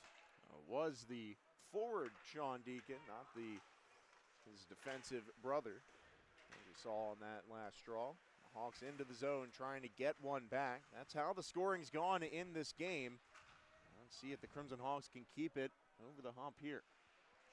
Grayshaw on the near side, trying to center one. Instead, the scrum keeps it on the outside, and a wrapped pass Collision there inside the blue line. Sent back down. Dixon back to control this one behind the net. Instead, it was a pass out front. The puck really slowed down behind the net. Miller gets the clear out of the zone at the very least. And they'll dump it back into the Hawks' end. Now IUP controlling the puck. Looks like it might be a penalty against the Crimson Hawks, and they'll have to kill one off here. It looks like they're sending Shane Miller. We'll wait to hear what it's for exactly. But the Crimson Hawks yet again back on the PPC penalty kill. 2 minutes assessed, 16-19 remaining on the game clock. And the four out there, it's going to be Sean Donovan, Zach Soy, Richard Wild, and Jeffrey Boker. As Wild chases this one down the ice. Young will control at the goal line. And behind the net, he'll start things off, giving it off to the far side as Ethan Miller takes it up the left wing. Puts on the brakes, tries to find some separation. Instead, Donovan will get his stick on it at the Hawks goal line. Now the pass up to the point. Sent to Ethan Miller on the near side. Stepping up on the play. Giving it off to Sawecki behind the net. Now to the far side. And back to the point. Back across, and Young shot batted away. Another 5-hole opportunity there. Snuffed out by Paremba. Now this shot deflects wide. Sawecki trying to backhand that one in on the wraparound attempt, but the net comes off its moorings on the attempt. And so a whistle, and Paremba slow to get up. We'll wait to see what exactly happened there. He's still waiting to get up. We saw Sean Donovan laying his body on the line just moments before that and blocked that shot sort of in a Superman dive. But of course, right after that, puck still bouncing in the crease, and see Nathan Gates on Crimson Hawks bench starting to warm up. See if we'll see a goaltender change.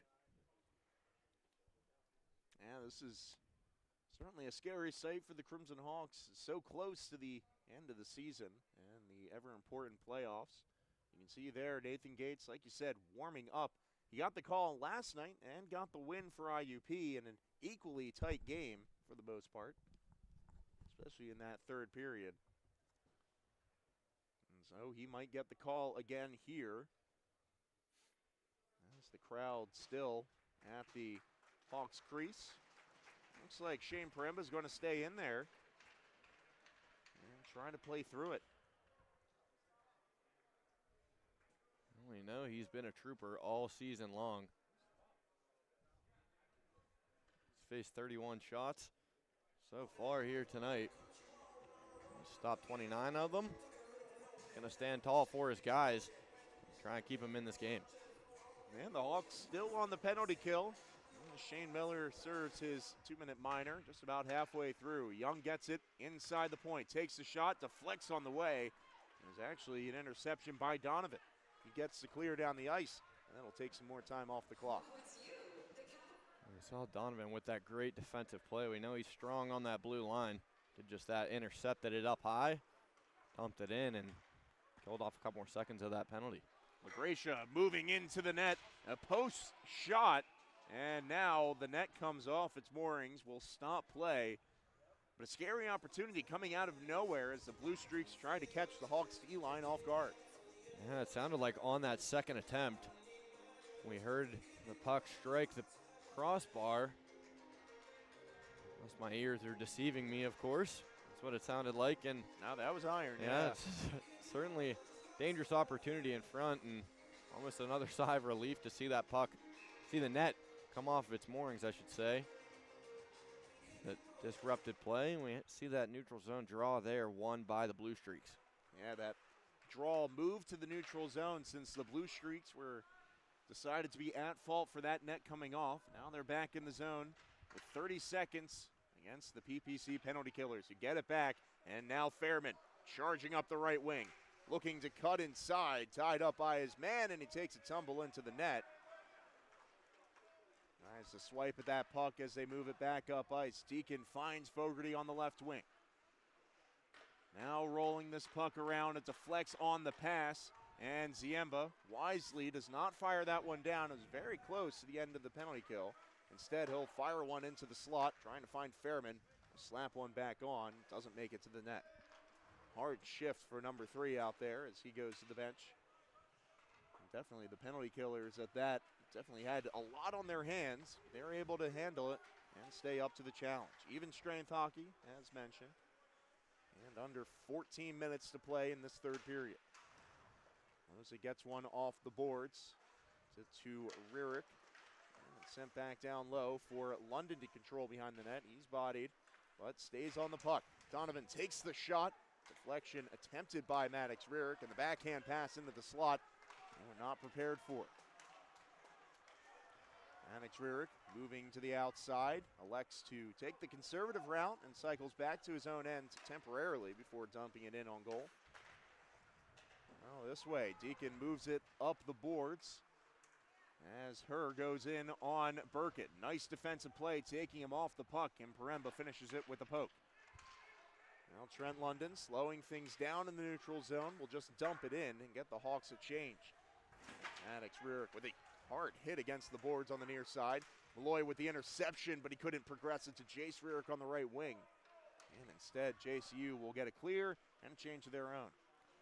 Well, we're starting to see the Crimson Hawks starting to tighten up on that blue line as if they weren't already tightening up throughout the first 2 periods.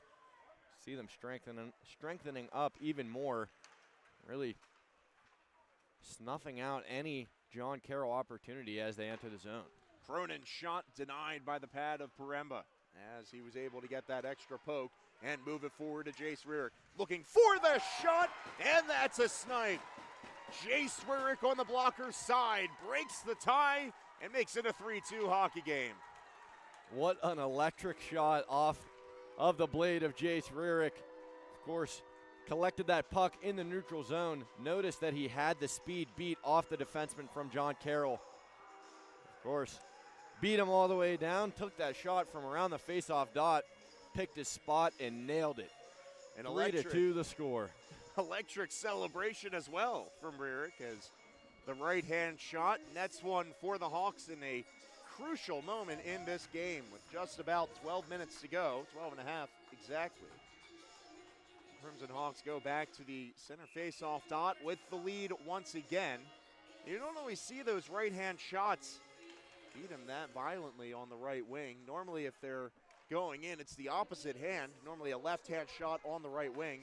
The righty on the right side nets it, blocker side, for a 3-2 game. Swecky keeps it in, or couldn't keep it in, I should say, but hammers it back into the IUP zone. Soy will bounce one off the boards to find Donovan on the near side. Now IUP moving it up ice. Fogarty against Boker against the wall there. Sent this way to Swecky. Looks for his options, stutter steps, and kept to the outside by Donovan. He is plastered against the boards there. Under 12 minutes to play in this third period. 11:44 to be exact. And now it comes out of the corner, trying to find Soy on the far side. It bounced past him and stays in the zone. Blue Streaks still keeping that pressure up. It's sent back for Boker. He will try to clear this one up ice. Got it as far as Conway, who dumps it back in outside of the blue line. And a change on both sides of the ice as Soy controls it behind the net. Of course, trying to weaponize that time as much as he can. Excuse me, it's Fairman with possession.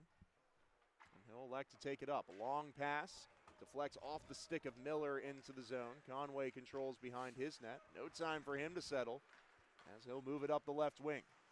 Against the boards by Miller. A great poke check there by Sela to keep it out of the zone. And now Fairman on the attack. Goes 5-hole. And another stick save. Well, about 10 minutes to go in the period. Fairman on the backhand, wide of the net. It'll find Deacon on the far side. Finds Tuggy moving across the blue line. Tried to cut around Dixon. He got in the way of that puck and finished his man against the boards. Now possession the other way. Oh, a little stick flip there. behind the play as well. And nice move by Miller to get around one man. Tried to get around two, but Deacon wasn't having any of it. As now Luke Deacon will give it off. Give it back to Sean Deacon. Interception. Turnover there as Miller will just forward it into the zone, taking contact. Loza also involved in the scrum behind the net as he tries to move that puck against the boards. Smart play by the forward to poke it free to the free forward. Now Burkett will catch up to this puck, playing deep the defenseman as he battles through contact, trying to move that into the middle. Poked away to the far side. London against his man against the boards. Now Plinta poked away. Maddox Rear got the stick on that. And now they try to move it up ice, but an interception at the red line. Now contact as Loza still trying to progress that into the zone. Chipped forward, wide of London. And Plinta has it go off the skate, and a turnover sent back into the JCU zone. Certainly we're seeing that neutral zone hockey that we know, of course, the Crimson Hawks thrive in. Now moving into the net, Cronin, and the rebound couldn't be figured out by Plinta. Plenty of traffic in the slot, and the puck never made it on net on that second opportunity. And the man goes down, receiving some extra contact afterwards as well. Some added whistles from the referees, and the frustration starting to boil over on the Blue Streaks' part. And yet again, we've seen Sean Donovan and Zach Soy, those electric defensemen, just really helping out their man Shane Paremba. Saw him drop down to their knees. Still Sean Donovan aching after blocking a couple of shots. Of course, Paremba on his back with lots of John Carroll Blue Streaks in front. His defenseman coming in the clutch, blocking those shots. The score remains 3-2. We're seeing the net being sorted out. Man, it must have been what the whistle was for. I thought so. For sure the contact was what triggered the whistle, and there would be a penalty assessed. Of course, the Crimson Hawks will take it, being 5-on-5 in their own zone. Soy getting one off the boards to find Donovan on the near side. He will just blast one forward up ice. Gets through Young. London tried to do the same thing. The puck makes it all the way down below the goal line. Long pass up ice. Hit by Dixon, but Malley takes the puck forward, and the rebound covered by Paremba as he stayed in front of that shot to keep it out. Yeah, weird screen shot sort of between the legs of Dixon is what it sort of looked like from here. And of course, Paremba saw it all the way through. Taking another look at the shot counter, 22-34, still in favor of John Carroll. But definitely the offensive pressure for the Crimson Hawks has picked up after that sort of lackadaisical performance in the first. But certainly applying the pressure, and the score shows that. This team definitely wants to exit today, clinching that #1 team. Obviously, both teams do. Crimson Hawks in the driver's seat right now, and with plays like that, and drawing the crowd in the corner, Crimson Hawks still continue to defend from that puck. Of course, we saw that sort of injury that Shane Paremba suffered earlier in the third period. He's still in the game, of course, but defenseman and every other forward out there for the Hawks still looking to defend their man no matter what happens after the whistle. And we'll see the defensive zone draw here for the Hawks, and that's won by Jace Rarick. Sala's clear, finds its way to Hoffman on the near side. Dixon will get it out of the zone, and Malloy will control it from the near face-off dot. His shot goes wide right. And it's cleared back into the Hawks' end. Sala getting on his horse to get to possession against Young. Hard work against the forward. Now Check will take it. Shea will be plastered into the boards. From behind, we do play on as Sala progresses it up ice. A backhander this way. Stopped by Fogarty at the red line. Hoffman also doing his part in the neutral zone to progress it forward. And the clear finds its way all the way down. Conway moving up ice. Now it's a Severino. Sent into the zone. Burkett with the interception. He'll take it from the goal line. Looking up the near side. It deflected off a Hawk in the neutral zone as Johnson got his stick on it. Deacon tried to get it out of the zone. It's fired back in by Ziemba for a stoppage.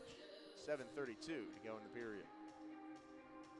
Like you said, of course, the Crimson Hawks looking to get as many shift changes as they can with just 7:32 remaining on the clock, trying to keep the legs fresh. They can withhold this John Carroll offense. Miller takes that high shot from Fairman and tries to take it around the far side. Fairman with a nice reverse play, 2 reverse plays, 3 trying to create some separation, and he still controls the puck. Beautiful skating there by number 3. Burkett fires one in, doesn't deflect on its way in as hoped. Now Miller will take it on the far side. 7 minutes to go in the period now.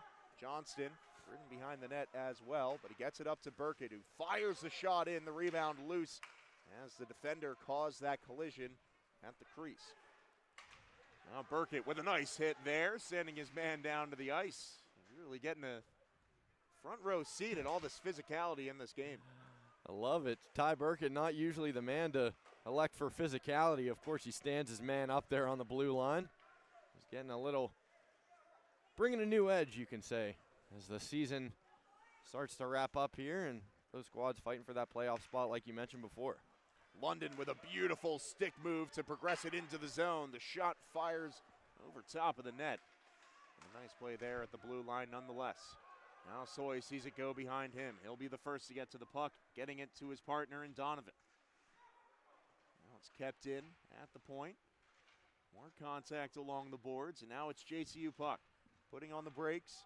Miller sends one into the middle, and Sawecki ties it up once again. It's a 3-3 hockey game, and the low slot shot beats Paremba. John Carroll certainly utilizing all of the ice on that last goal. They had the Crimson Hawks defense moving back and forth to open up a lot of lanes. And of course, Sawecki had the most open, and he took it, tied it up. So a goal apiece this period as the Crimson Hawks broke the tie, and the Blue Streaks answered with a goal of their own. Bounces in on Paremba. We'll get another stoppage here.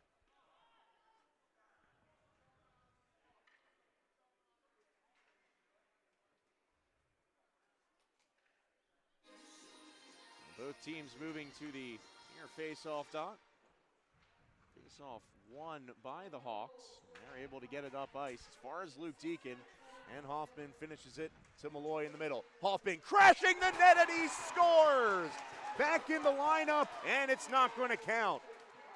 Some extra pushing and shoving afterwards, but they're going to say goaltender interference. He was unable to perform his position at that time. Like you said, officials immediately waving it off. The celebration was already in pursuit. Caleb Hoffman, the last man to touch that. He's playing on a new line tonight. He was finding some chemistry with his line mates there. But of course, they wave it off. The score remains 3-3. Certainly a heartbreaking change of momentum. The Crimson Hawks were feeling it. Rierick making his case with the linesman on the far side, joining the captain, doing the same. They'll move back to the neutral zone draw, and the Hawks will try to build on that momentum of that almost goal and try to break the tie once again.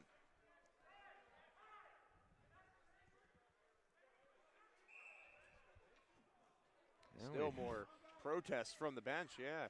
We heard the captain yelling from the bench. He said, "Can we get an explanation as well?" Of course, they denied that. And we see that neutral zone draw headed right back into the O-zone for the Hawks. Malloy with a great poke check as he's able to reclaim possession. Being off to Jace Rierick below the goal line. His pass picked off by Plinta. In a tied hockey game, they move up ice. It's poked off, and Rierick gets contact on the puck. Trying to progress it past the red line. The Hawks do get it into the zone. Conway up this way. Plinta hit on his clear into the zone. And Wade follows that puck into the corner. Fairman meets him there. Burkett also in on the action. Puck comes out in front, and Jace Rierick snipes it off, and we'll move it up ice. They'll send this one wrapping around the boards to the far side. Miller off the boards, couldn't find anybody in the slot. Now Johnson has to catch up to this puck. Ziemba will take it forward instead. And off to the near side. Fairman thought about the shot, does take it through the legs, but it goes wide of the net on the near side. Eventually poked out of the zone by Cronin. And the Hawks will defend here. Burkett going up against man in the corner. Deacon's tied up there. Clear comes to the red line. Luke Deacon with it now. Fires one wide of the net. Fairman will take it behind. Now off the glass, moved forward past the blue line. They're able to enter the zone once again. Tuggy moving it forward. Across, and the one-timer denied by Paremba. Had to be on his toes for that shot, and he was in the final 4 minutes. It's sent wide. Off of Paremba, that shot goes. And the deflection all the way out to the blue line. Poked away. Looks like the net moved on that last shot, so they'll probably have to resettle that. But it's cleared into the JCU zone. Just under 4 minutes to play. Yeah, just a huge stop a moment ago by Shane Paremba. We were talking about his horizontal speed earlier in the game, and of course he showed it off there. A pretty wide open net, but he got over to that post quickly and stopped that shot. 3:30 to go in the period. Soy pins it up against the boards, and he'll settle behind the net, waiting for the opportunity to present himself. Gets his guys to the right side. He'll bring it there himself too, as it's sent back into the Hawk zone just outside of the blue line. Now Maddox-Rurick with a try to clear. He does get it up ice. Loza providing the poke check on the near side. But Swecki still moving it forward. He has it poked off. Loza with a stick check as well. Now a backhander. Paremba steps up for the save. The rebound to the corner. Collision there. Swecki gets possession back. Donovan taking away that passing lane, so he goes to the near side. Couple swats at it. Blue Streaks keep possession up until it gets to the blue line. Now Maddox-Rurick moving up ice. Tired after a long shift. We'll see how long he possesses this for. It was blocked, and the Hawks getting an effective line change in. Sela on the far side. Couldn't get to that puck. It'll be Dixon bouncing it to himself along the goal line. Malley ties up his man there, but Maddox-Rurick gets the clear past the outstretched glove. Now Conway will move it back up ice. It's a flex on its way into the zone, but off a blue streak. So it will be icing, and the Hawks will get an offensive zone draw for the first time since that disallowed goal. Yeah, of course. With that, the shift that was out there that had that goal that was taken away currently out there, that's Jace Rurick, Caleb Hoffman, and Chase Malloy. We've seen Chase Malloy be a huge part of this offense throughout the season in playmaking. That's been his game all year, and it continues to be just that. Does a great job of playing without the puck. They're looking for another one here for this line. Burkett sending that puck down to the goal line. Coming away with it is Fogarty with the Blue Streaks. Trying to get it up the far side. Didn't have the first option. Now Ziemba chasing this puck into the zone. Burkett playing aggressive as well. Ziemba with a nice poke to get it back to the blue line. They still have it in the zone. Good block by Hoffman as he follows that puck. Linta with it back again. And now he'll have it around the net to the near side. Just about 90 seconds to play in this game, or at least in regulation. As the Blue Streaks have been humming in the offensive zone. Now trying to cycle it around. A nice move. Cronin has it stripped behind the net. And a long pass finds the stick of Malloy in the neutral zone. Into the zone, doesn't hit the puck in case of the high stick call. Didn't get it anyway. Fairman lines up his hit, and a collision jars the puck loose. Now Fairman all alone after that hit, gets possession back below the goal line. He'll elect to tie it up against the boards, and Miller on the backhand sees an option up to Soy. Under a minute to play in this third period. Miller on the far side, hit down against the boards. Two Hawks in the area. Fairman trying to poke at it as well, and Soy steps up to keep this play alive. Backhander to get it to Fairman on the far side at the goal line. He's tied up by Deacon. And with 30 seconds left, Deacon just interested in seeing overtime for the Blue Streaks. 25 and counting. We saw Zach Soy sprint back and get a line change. Swapped out with Evan Sela. Still, puck pinned against the ice. 15 remaining. Yeah, it doesn't look like either team is pushing too hard for possession right now. Finally, Miller comes away with it, but he's hit off the puck. And with 5 seconds to go in this third period, the clear will get as far as the blue line and then trickle out into the neutral zone. Of course, I had to say it at the beginning of this period that there would only be 15 minutes left. And that being said, because of that, the Jinx in full effect will have overtime and the fourth frame of action. Yeah, I certainly was hoping for a thrilling last 30 seconds there as the Hawks entered the zone, but it was quite the opposite. That puck, like you said, glued against the wall in the corner, and we'll see some overtime action here, and certainly stages don't get much bigger than this. We mentioned it earlier.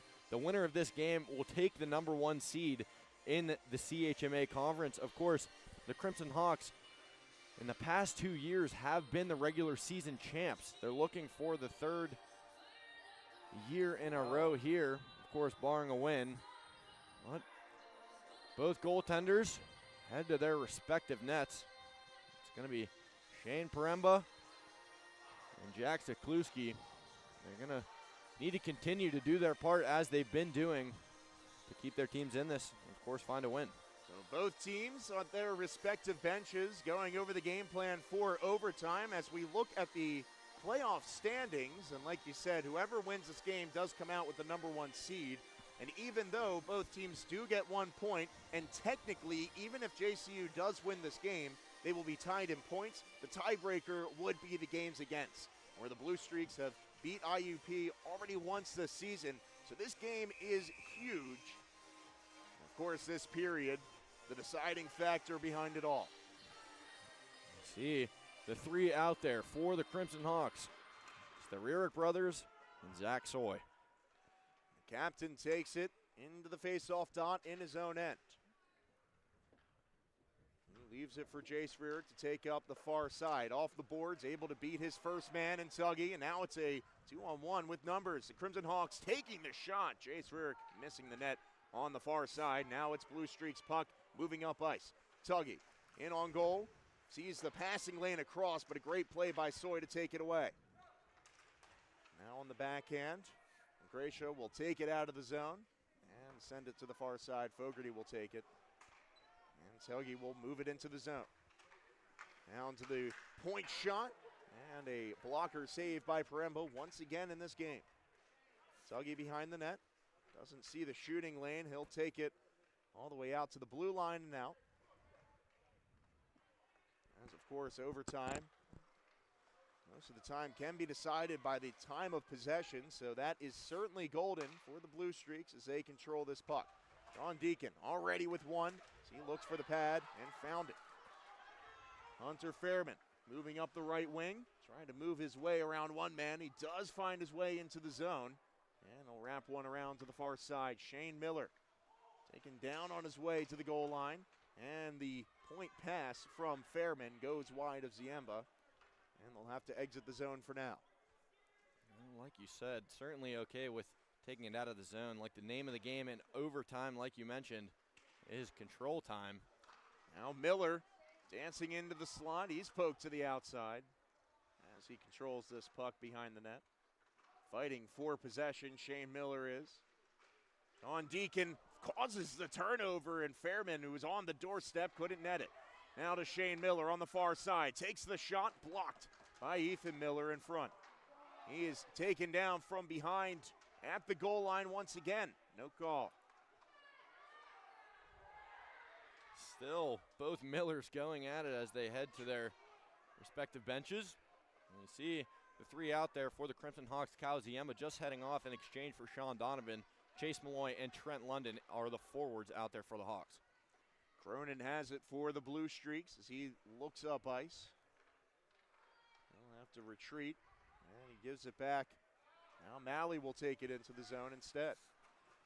Malley drops it. Cronin walks into the slot, one-on-one, and Paremba with a beautiful save. Two back-to-back, and the Hawks are still in it.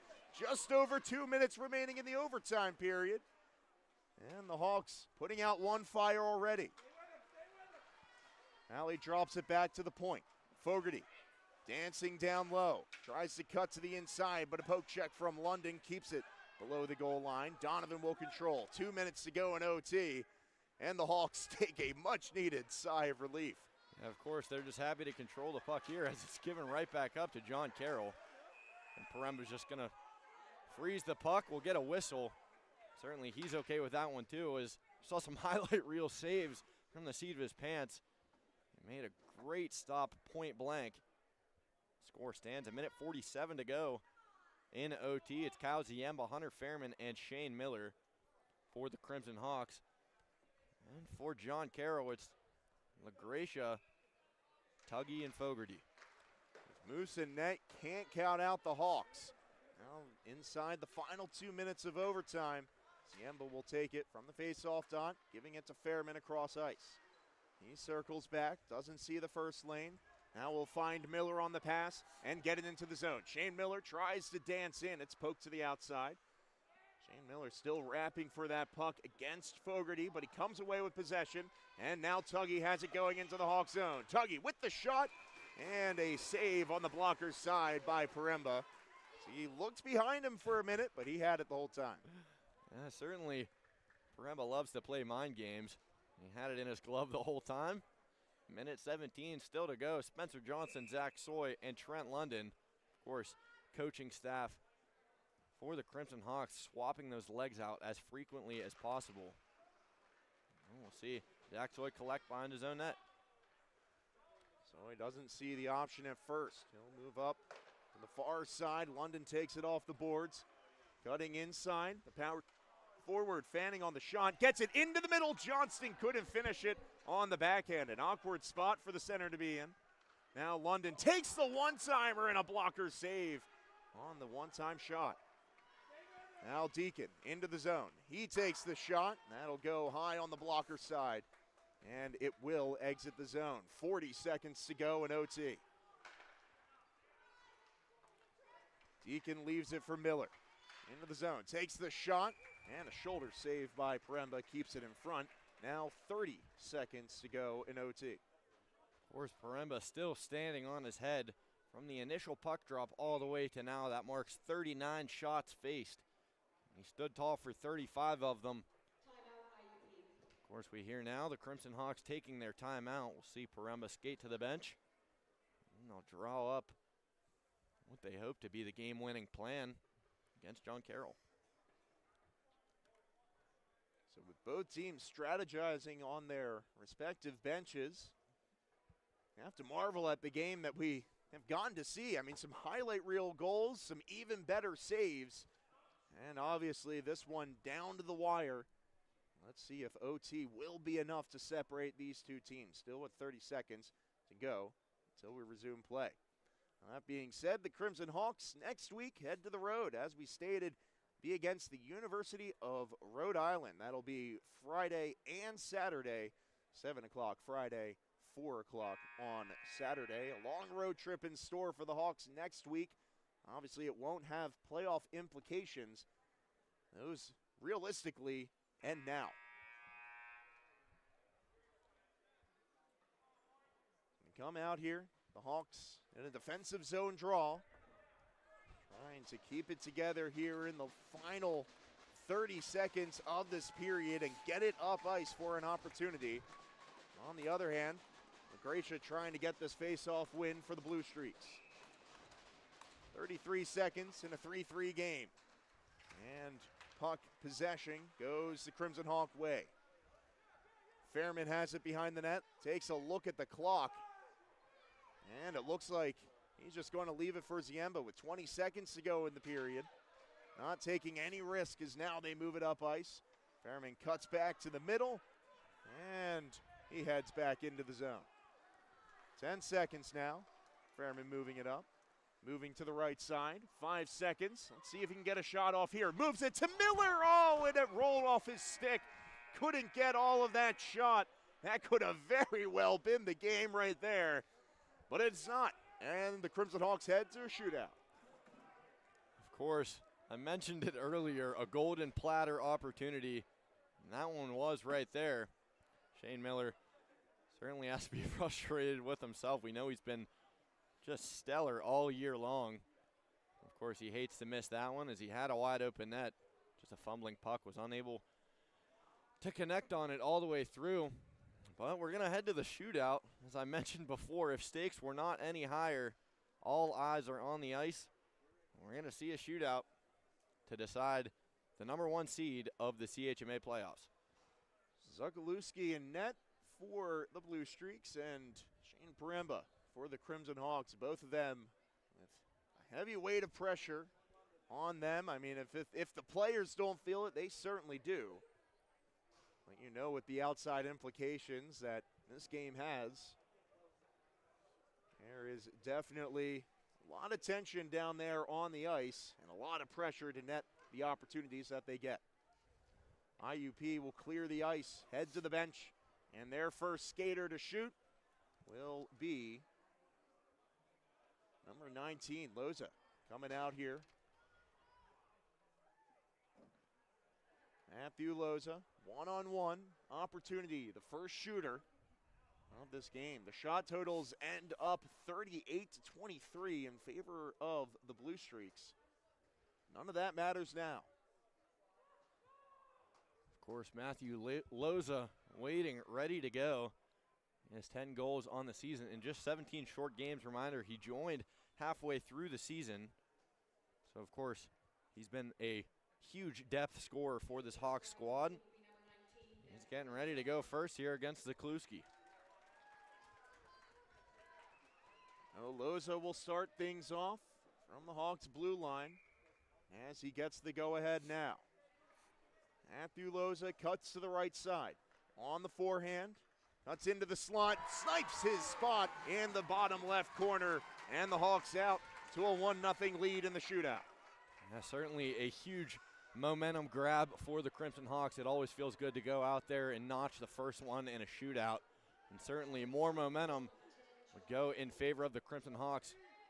Of course, with a huge stop here for Paremba. It's Tuggy for John Carroll. One of the premier forwards on this JCU squad. Cutting from the left to the right. Paremba kicks the pad out and keeps the puck away from the crease.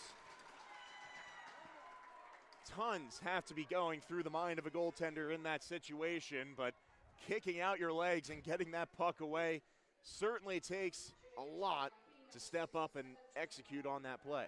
A fantastic stop by Paremba. Of course, momentum definitely in favor of the Crimson Hawks. Here's Trent London. London moving left into the right, now to the low slot. Try to pick his spot underneath the glove. Zukalewski with the denial. We saw him targeting, like you said, that low spot underneath the glove of Zukalewski. Of course, he saw it all the way through. Now out there for John Carroll. It's going to be number 18, Austin Malley. We've seen him be very athletic throughout the game, and now it's him all alone. Chance to tie for Malley, moving to the left and finds it upstairs. Paremba committed down low, and Malley took it to the outside, found his spot, and now this shootout is tied up, and it comes down to the stick of Shane Miller. Of course, Shane Miller, I mentioned it before, has been lights out all year long. There's nobody else you want in this spot for the Crimson Hawks. Here he goes, 57 against Zukalewski. Moving wide to the left, back across, and he finds his way on the right side of the net. Able to deke out Zukalewski and got down low, finding his spot. Now all the pressure's on the captain. A lightning quick move beats Zukalewski, and Miller finds it on the forehand. Like you said, all eyes on the captain here. Of course, the Crimson Hawks, all the pressure goes here to Shane Paremba. Here he goes. Here's Deacon. On the left side, through the face-off dot, takes the early shot. Paremba with the pad, and Shane Paremba gets the save to clinch the win and the 1 seed for the playoffs. Congrats, Hawks. They finally do it. 3 years in a row, the regular season champs of the CHMA. Of course, on the other side of the ice, we see John Carroll supporting their man Zukalewski as they were in it all the way through and through. The Crimson Hawks do it, though. They come out with the win in the shootout. IUP in a hard-fought battle. The second period still tied afterwards. Third tied as well. Of course, OT, not enough to separate. And so The two teams to the handshake line to close out a hard-fought and tight victory, but it's probably not the last time we see this matchup between these two teams. Yeah, exactly that. A tough matchup at that in the conference. And, of course, the Crimson Hawks secure that #1 spot. Before we head out, we got to mention the 3 stars of the game. I'm going to give the 3rd star here tonight to Hunter Fairman. He continues his hot streak of a weekend and notched his 5th point of the weekend with that second period goal. 2nd star, it's got to go none other it's got to be Shane Paremba tonight, I should say. He faced 38 shots, only allowed 35 of them, stood tall in overtime and the shootout. And the #1 star is going to go to Shane Miller. He continues his hot streak of a season, and he had the game winner in the shootout. The Hawks saluting their fans as they've been there all throughout the season. The final home series of the weekend, and the Crimson Hawks sweep. Well, what an honor. I mean, just capping off the home schedule with a thriller of a game, and the Hawks giving a show all the way up to the end. I mean, the amount of times that we thought this team might have given up down low, and Paremba just came through with the pad, just playing absolutely amazing. Number 40, absolutely the storyline coming out of this game. Successful weekend for the Crimson Hawks, and as they get their picture to celebrate the 1 seed, we close out here for the last time this season from S&T Bank Arena. For Brianna Bland and Josh Yates, I've been Alex Donaldson, broadcasting IUP Hockey. We'll be back in action next weekend. Until then, roll Hawks.